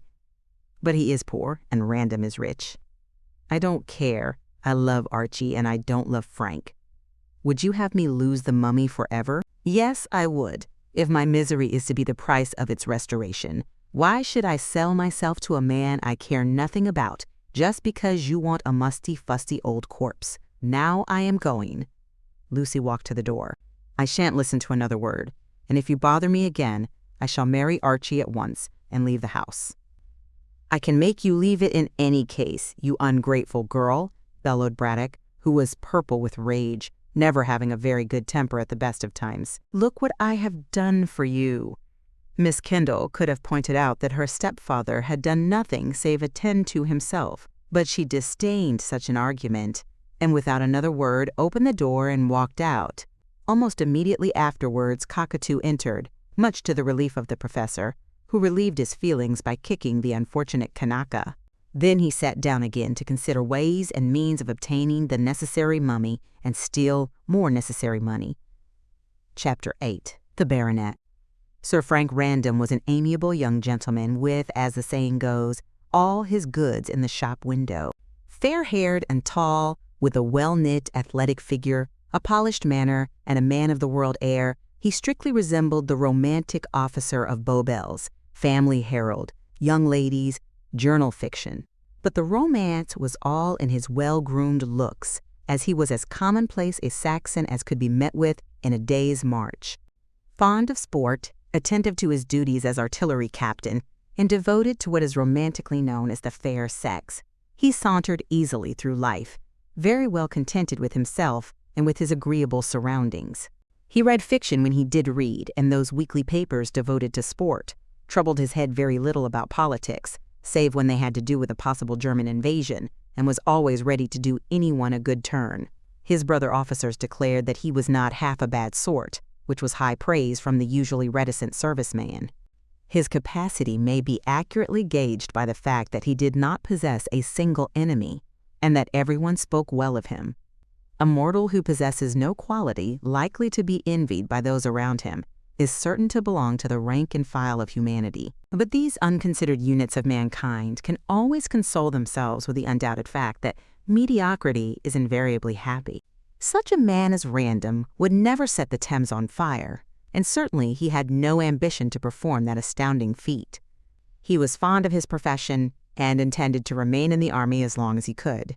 He desired to marry and beget a family and retire when set free from soldiering to his country seat, and there perform blamelessly the congenial role of a village squire until called upon to join the respectable corpses in the Random vault. Not that he was a saint or ever could be one. Neither black nor white, he was simply gray, being an ordinary mixture of good and bad. As theology has provided no hereafter for gray people, it is hard to imagine where the bulk of humanity will go. But doubts on this point never troubled Random. He went to church, kept his mouth shut and his pores open, and vaguely believed that it would be all right somehow. A very comfortable, if superficial philosophy indeed. It can easily be guessed that Random's somewhat colorless personality would never attract Lucy Kendall, since the hues of her own character were deeper. For this reason, she was drawn to Hope, who possessed that aggressive, artistic temperament where good and bad are in violent contrast. Random took opinions from books or from other people, and his mind, like a looking-glass, reflected whatever came along. But Hope possessed opinions of his own, both right and wrong, and held to these in the face of all verbal opposition. He could argue, and did argue, when Random simply agreed. Lucy had similar idiosyncrasies, inherited from a clever father, so it was just as well that she preferred Archie to Frank. Had the latter young gentleman married her, he would have dwindled to Lady Random's husband, and would have found too late that he had domesticated a kind of imitation George Eliot. When he congratulated Archie on his engagement somewhat ruefully, he little thought what an escape he had had. But Professor Braddock, who did not belong to the Grey tribe, knew nothing of this, as his Egyptological studies did not permit him time to argue on such commonplace matters. He therefore failed in advance when he set out to persuade Random into renewing his suit. As the fiery little man afterwards expressed himself, I might as well have talked to a mollusk. for Random politely declined to be used as an instrument to forward the professor's ambition at the cost of Miss Kendall's unhappiness. The interview took place in Sir Frank's quarters at the fort on the day after Hervey had called to propose a search for the corpse. And it was during this interview that Braddock learned something which both startled and annoyed him. Random, at 3 o'clock, had just changed into mufti when the professor was announced by his servant. Braddock, determined to give his host no chance of denying himself, followed close on the man's heels and was in the room almost before Sir Frank had read the card. It was a bare room, sparsely furnished, according to the War Office's idea of comfort, and although the baronet had added a few more civilized necessities, it still looked somewhat dismal. Braddock, who liked comfort, shook hands carelessly with his host and cast a disapproving eye on his surroundings. "Dog kennel, grumbled the polite professor. "Bare desolation like a damned dungeon. You might as well live in the Sahara." "It would certainly be warmer," replied Random, who knew the scientist's snappy ways very well. "Take a chair, sir." "Hard as bricks, confound it. Hand me over a cushion. There, that's better." "No, I never drink between meals, thank you. Smoke?" "Hang it, Random. You should know by this time that I dislike making a chimney of my throat." There, don't fuss. Take a seat and listen to what I have to say. It's important. Poke the fire, please. It's cold." Random placidly did as he was told, and then lighted a cigar as he sat down quietly. "I am sorry to hear of your trouble, sir." Trouble. What particular trouble?" "The death of your assistant." "Oh yes, silly young ass to get killed. Lost my mummy too. There's trouble if you like." "The green mummy." Random looked into the fire. "Yes, I have heard of the green mummy." "I should think you have," snapped Braddock, warming his plump hands. "Every penny a liner has been talking about it. When did you return?" "On the same day that steamer with the mummy on board arrived," was Random's odd reply. The professor stared suspiciously. "I don't see why you should date your movements by my mummy," he retorted. "Well, I had a reason in doing so." "What reason?" "The mummy." "What about it? Do you know where it is?" Braddock started to his feet and looked eagerly at the calm face of his host. "No, I wish I did. How much did you pay for it, Professor?" "What's that to you?" snapped the other, resuming his seat. "Nothing at all. But it is a great deal to Don Pedro de Gallegos." "And who the deuce is he? Some Spanish Egyptologist?" "I don't think he is an Egyptologist, sir." "He must be, if he wants my mummy." "You forget, Professor, that the green mummy comes from Peru."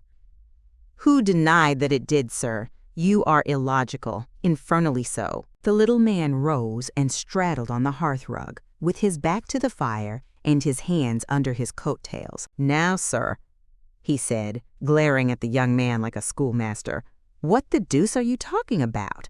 Out with it. No evasion." "Oh, hang it, Professor, don't jump down my throat, spurs and all," said Random, rather annoyed by this dictatorial tone. "I never wear spurs. Go on, sir, and don't argue." Sir Frank could not help laughing, although he knew that it was useless to induce Braddock to be civil, not that the professor meant to be rude, especially as he desired to conciliate Random. But long years of fighting with other scientists and of having his own scientific way had turned him into a kind of schoolmaster, and everyone knows that they are the most domineering of the human race. "It's a long story," said the baronet, with a shrug and a smile. Story, what story?" "That which I'm about to tell you." And then Random began hurriedly, so as to prevent further arguments of an unprofitable kind. "I was at Genoa with my yacht, and there stopped on shore at the Casa Bianca." "What place is that?" "An hotel. I there met with a certain Don Pedro de Gallegos and his daughter, Donna Inez. He was a gentleman from Lima, and had come to Europe in search of the green mummy." Braddock stared. "And what did this confounded Spaniard want with my green mummy?" he demanded indignantly. "How did he know of its existence? What reason had he to try and obtain it? Answer, sir." "I shall let Don Pedro answer himself," said Random dryly. "He arrives in a couple of days and intends to take rooms at the Warrior Inn, along with his daughter. Then you can question him, Professor." "I question you," snapped Braddock angrily, "and I am answering to the best of my ability. Don Pedro told me nothing beyond the fact that he wanted the mummy and had come to Europe to get it. In some way he learned that it was in Malta and was for sale." Quite so, rasped the professor. He saw the advertisement in the newspapers, as I did, and wanted to buy it over my head. Oh, he wanted to buy it right enough and wired to Malta, said Random. But in reply he received a letter stating that it had been sold to you and was being taken to England on the Diver. I followed the Diver in my yacht and arrived at Pierside an hour after she did. Ah! Braddock glared. I begin to see light. This infernal Spaniard was on board and wanted my mummy. He knew that Bolton had taken it to the Sailor's Rest and went there to kill the poor lad and get my— Nothing of the sort, interrupted Sir Frank impatiently. Don Pedro remained behind in Genoa, intending to write and ask if you would sell him the mummy.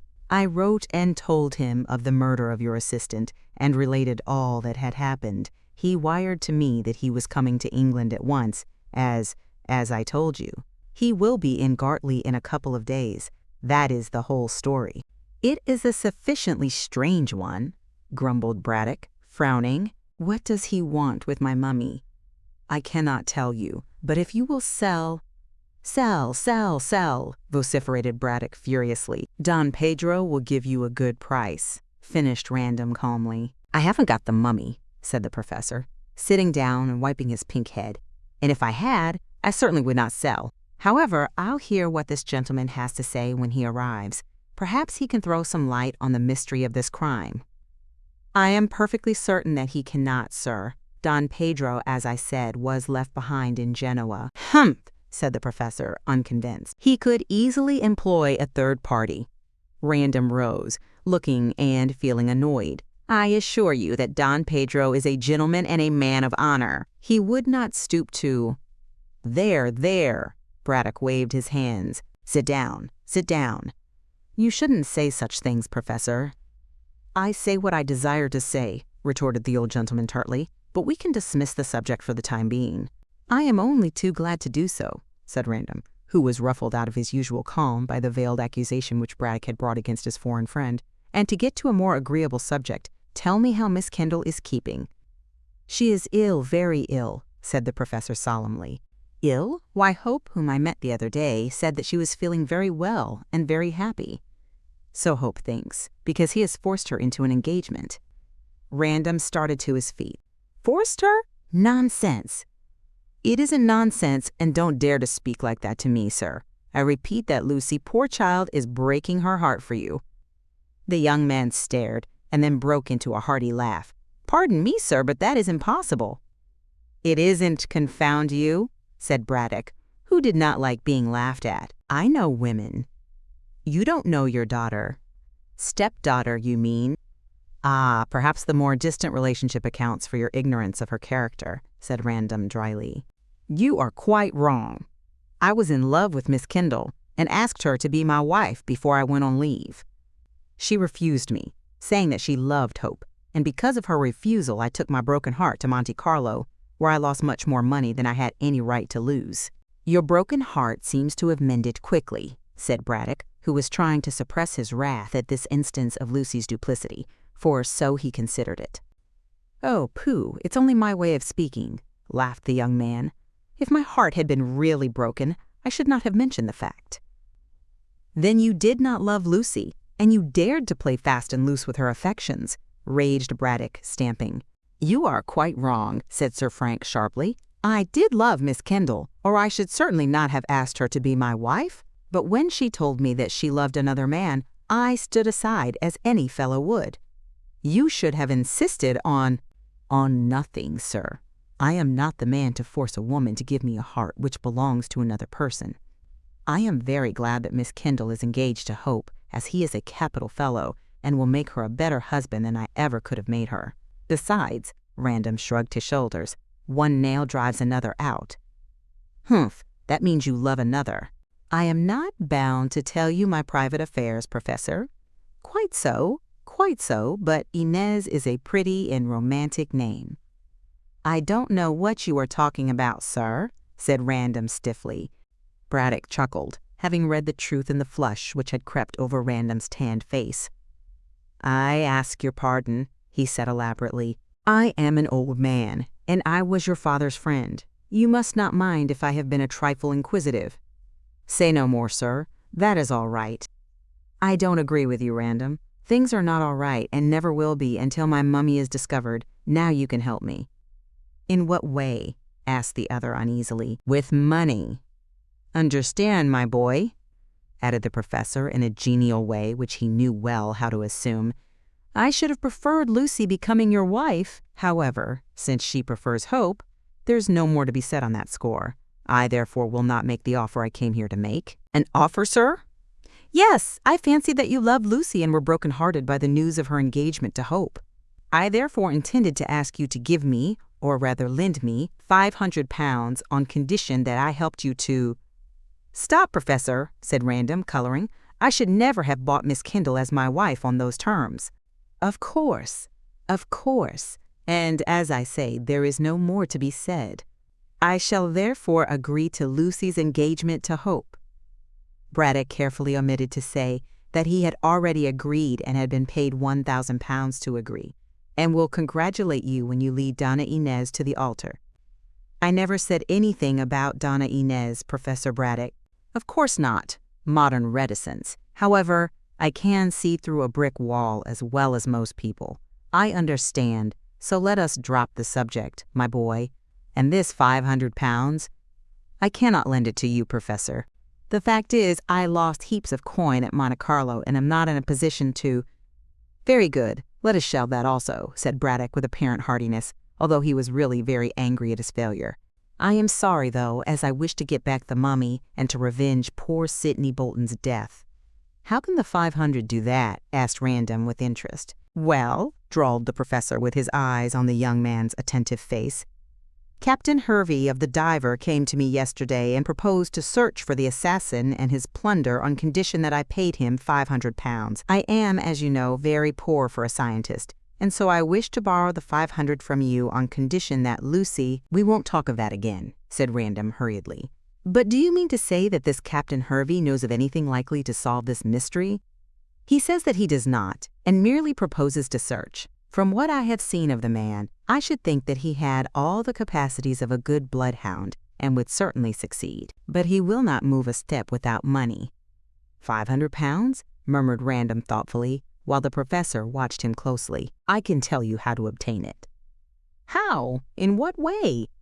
"Don Pedro seems to be rich, and he wants the mummy," said the baronet. "So when he comes here, ask him to—" Certainly not, raged Braddock, clapping on his hat in a fury. "How dare you make such a proposition to me, Random? If this Don Pedro offers the reward and Hervey finds the mummy, he will simply hand it over to your friend."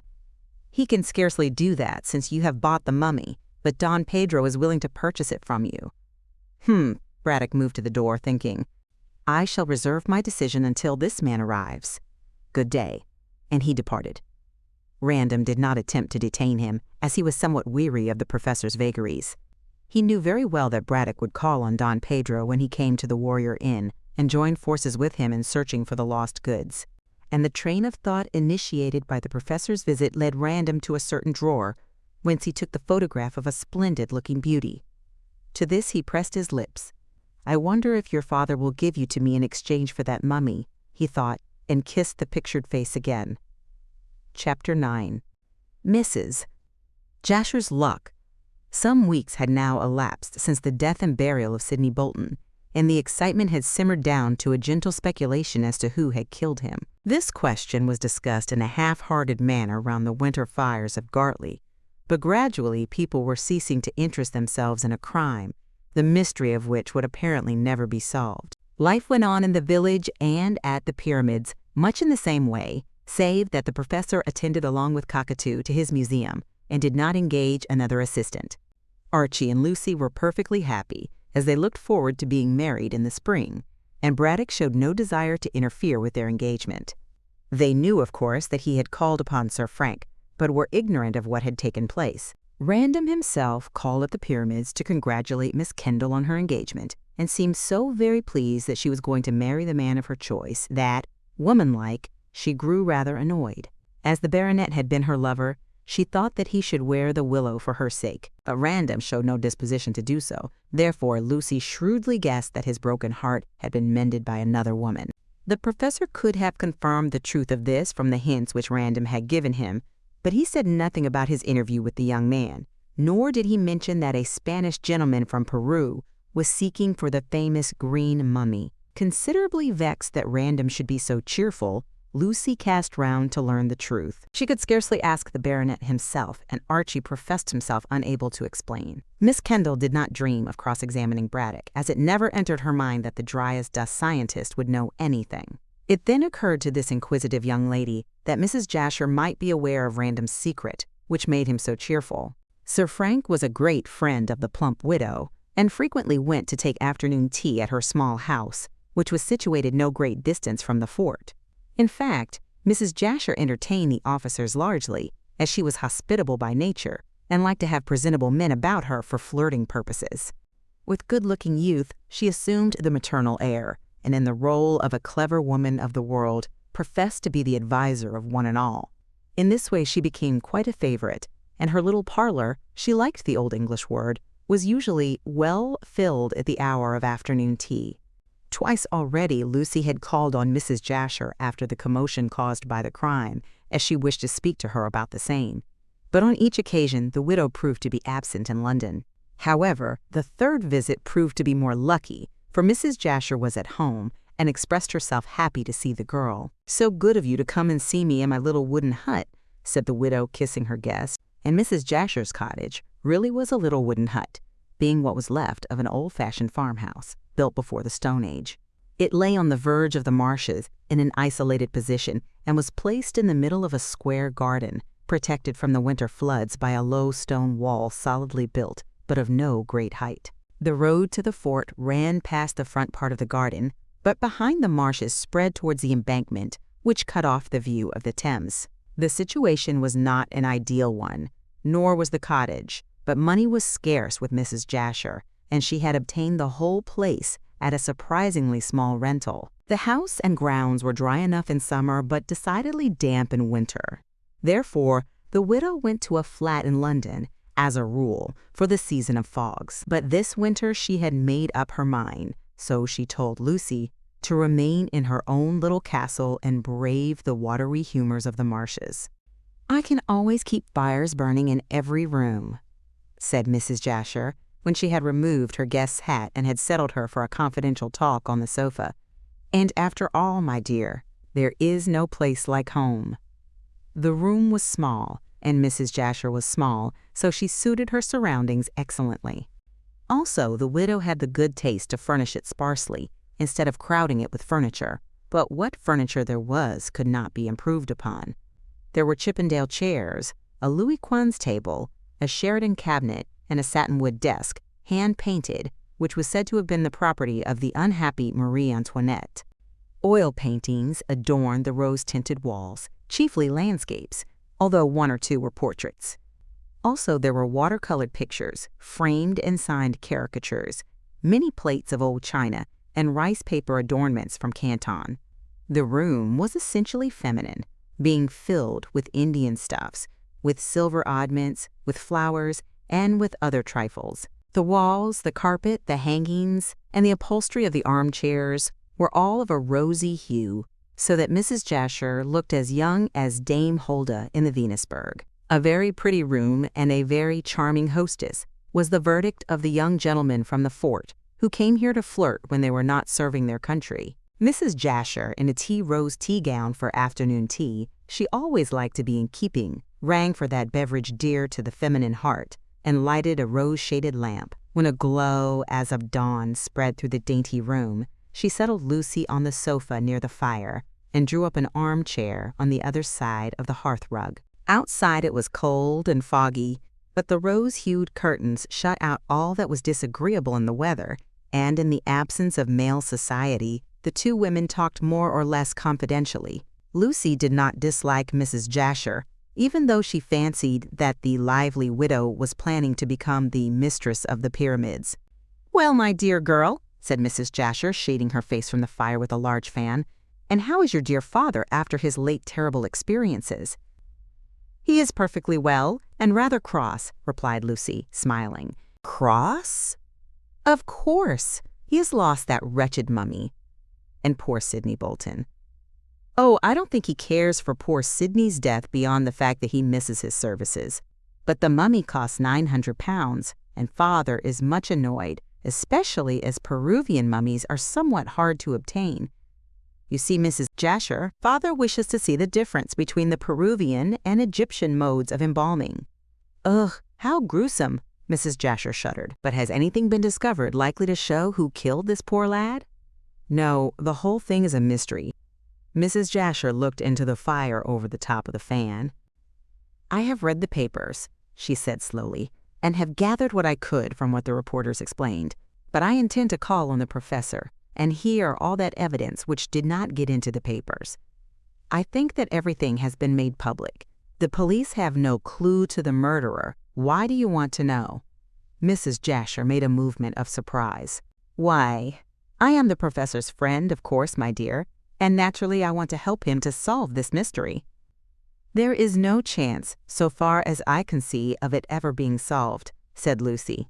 It's very sweet of you, of course, but were I you, I should not talk about it to my father. Why? Asked Mrs. Jasher quickly.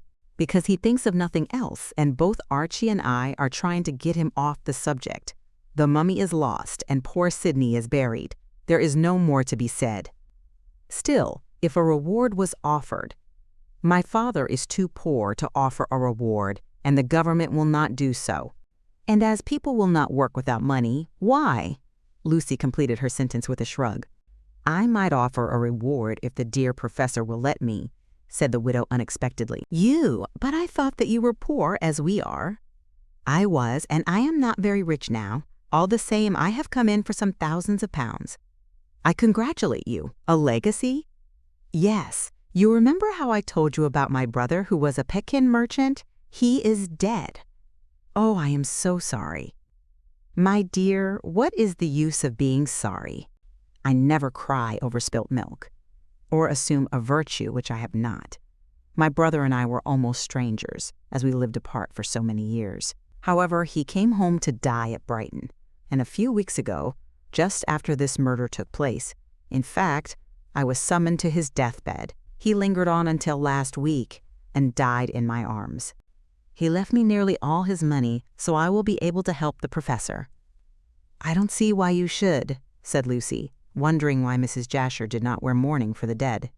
Oh yes, you do see, remarked the widow, raising her eyes and rubbing her plump hands together. I want to marry your father. Lucy did not express astonishment, as she had understood this for a long time. I guessed as much. And what do you say? Miss Kendall shrugged her shoulders. If my stepfather, she emphasized the word, if my stepfather consents, why should I mind? I am going to marry Archie, and no doubt the professor will be lonely. Then you do not disapprove of me as a mother. My dear Mrs. Jasher, said Lucy coldly, there is no relationship between me and my stepfather beyond the fact that he married my mother. Therefore, you can never be my mother. Were I stopping on at the pyramids, that question might arise, but as I become Mrs. Hope in 6 months, we can be friends, nothing more. I am quite content with that, said Mrs. Jasher in a businesslike way. After all, I am no sentimentalist, but I am glad that you do not mind my marrying the professor, as I don't want you to prevent the match, my dear. Lucy laughed. I assure you that I have no influence with my father, Mrs. Jasher. He will marry you if he thinks fit, and without consulting me. But, added the girl with emphasis, I do not see what you gain in becoming Mrs. Braddock. I may become Lady Braddock, said the widow dryly. Then, in answer to the open astonishment on Lucy's face, she hastened to remark, Do you mean to say that you don't know your father is heir to a baronetcy? Oh, I know that, rejoined Miss Kendall. The professor's brother, Sir Donald Braddock, is an old man and unmarried. If he dies without heirs, as it seems likely, the professor will certainly take the title. Well then, there you are, cried Mrs. Jasher in her liveliest tone. I want to give my legacy for the title and preside over a scientific salon in London. I understand, but you will never get my father to live in London. Wait until I marry him, said the little woman shrewdly. I'll make a man of him. I know, of course, that mummies and sepulchral ornaments and those sort of horrid things are dull, but the professor will become Sir Julian Braddock, and that is enough for me. I don't love him, of course, as love between two elderly people is absurd, but I shall make him a good wife, and with my money he can take his proper position in the scientific world, which he doesn't occupy at present. I would rather he had been artistic, as science is so dull. However, I am getting on in years and wish to have some amusement before I die, so I must take what I can get. What do you say? I am quite agreeable, as, when I leave, someone must look after my father, else he will be shamefully robbed by everyone in household matters. We are good friends, so why not you as well as another? You are a dear girl, said Mrs. Jasher with a sigh of relief, and kissed Lucy fondly. I am sure we shall get on excellently at a distance. The artistic world doesn't touch on the scientific, you know. And you forget, Mrs. Jasher, that my father wishes to go to Egypt to explore this mysterious tomb. Mrs. Jasher nodded. Yes, I promised when I came in for my brother's money to help the professor to fit out his expedition. But it seems to me that the money will be better spent in offering a reward so that the mummy can be found. Well, said Lucy, laughing, you can give the professor his choice. Before marriage, not after. He needs to be managed, like all men. You will not find him easy to manage, said Lucy dryly. He is a very obstinate man and quite feminine in his persistency. I recognize that he is a difficult character, and between you and me, dear, I should not marry him but for the title. It sounds rather like an adventuress talking in this way, but after all, if he makes me Lady Braddock, I can give him enough money to let him realize his desire of getting the mummy back. It's 6 of one and half a dozen of the other, and I'll be good to him, you need not fear. I am quite sure that, good or bad, the professor will have his own way. It is not his happiness I am thinking of so much as yours. Really, here is the tea. Put the table near the fire, Jane, between Miss Kendall and myself. Thank you. The muffins on the fender. Thank you. No, there is nothing more. Close the door when you go out. The tea equipage having been arranged, Mrs. Jasher poured out a cup of souchong and handed it to her guest, resuming the subject of her proposed marriage meanwhile. I don't see why you should be anxious about me, dear. I am quite able to look after myself, and the professor seems to be kind-hearted enough. Oh, he is kind-hearted when he gets his own way. Give him his hobby and he will never bother you. But he won't live in London, and he will not consent to this salon you wish to institute. Why not? It means fame to him. I shall gather round me all the scientists of London and make my house a center of interest. The professor can stop in his laboratory if he likes. As his wife, I can do all that is necessary. Well, my dear, Mrs. Jasher took a cup of tea. We need not talk the subject threadbare. You do not disapprove of my marriage with your stepfather, so you can leave the rest to me. If you can give me a hint of how to proceed to bring about this marriage, of course I am not above taking it. Lucy glanced at the tea gown. As you will have to tell the professor that your brother is dead to account for possessing the money, she said pointedly, I should advise you to go into mourning. Professor Braddock will be shocked otherwise. Dear me, what a tender heart he must have, said Mrs. Jasher flippantly. My brother was very little to me, poor man, so he cannot be anything to the professor. However, I shall adopt your advice, and after all, black suits me very well. There, she swept her hands across the tea table. That is settled. Now about yourself. Archie and I marry in the springtime. And your other admirer, who has come back? Sir Frank Random? Said Lucy, coloring. Of course. He called to see me a day or so ago, and seems less broken-hearted than he should be. Lucy nodded and colored still deeper. I suppose some other woman has consoled him. Of course. Catch a modern man wearing the willow for any girl, however dear. Are you angry? Oh, no. Oh, yes, I think, said the widow, laughing. Else you are no woman, my dear. I know I should be angry to see a man get over his rejection so rapidly. Who is she? Asked Lucy abruptly. Donna Inés de Gallangos. A Spaniard? I believe so. A colonial Spaniard, at least from Lima. Her father, Don Pedro de Gallangos, met Sir Frank in Genoa by chance. Well? Demanded Lucy impatiently. Mrs. Jasher shrugged her plump shoulders. Well, my dear, can't you put 2 and 2 together? Of course Sir Frank fell in love with this dark-hued angel. Dark-hued, and I am light-haired. What a compliment! Perhaps Sir Frank wanted a change. He played on white and lost, and therefore stakes his money on black to win. That's the result of having been at Monte Carlo. Besides, this young lady is rich, I understand, and Sir Frank, so he told me, lost much more money at Monte Carlo than he could afford. Well, you don't look pleased.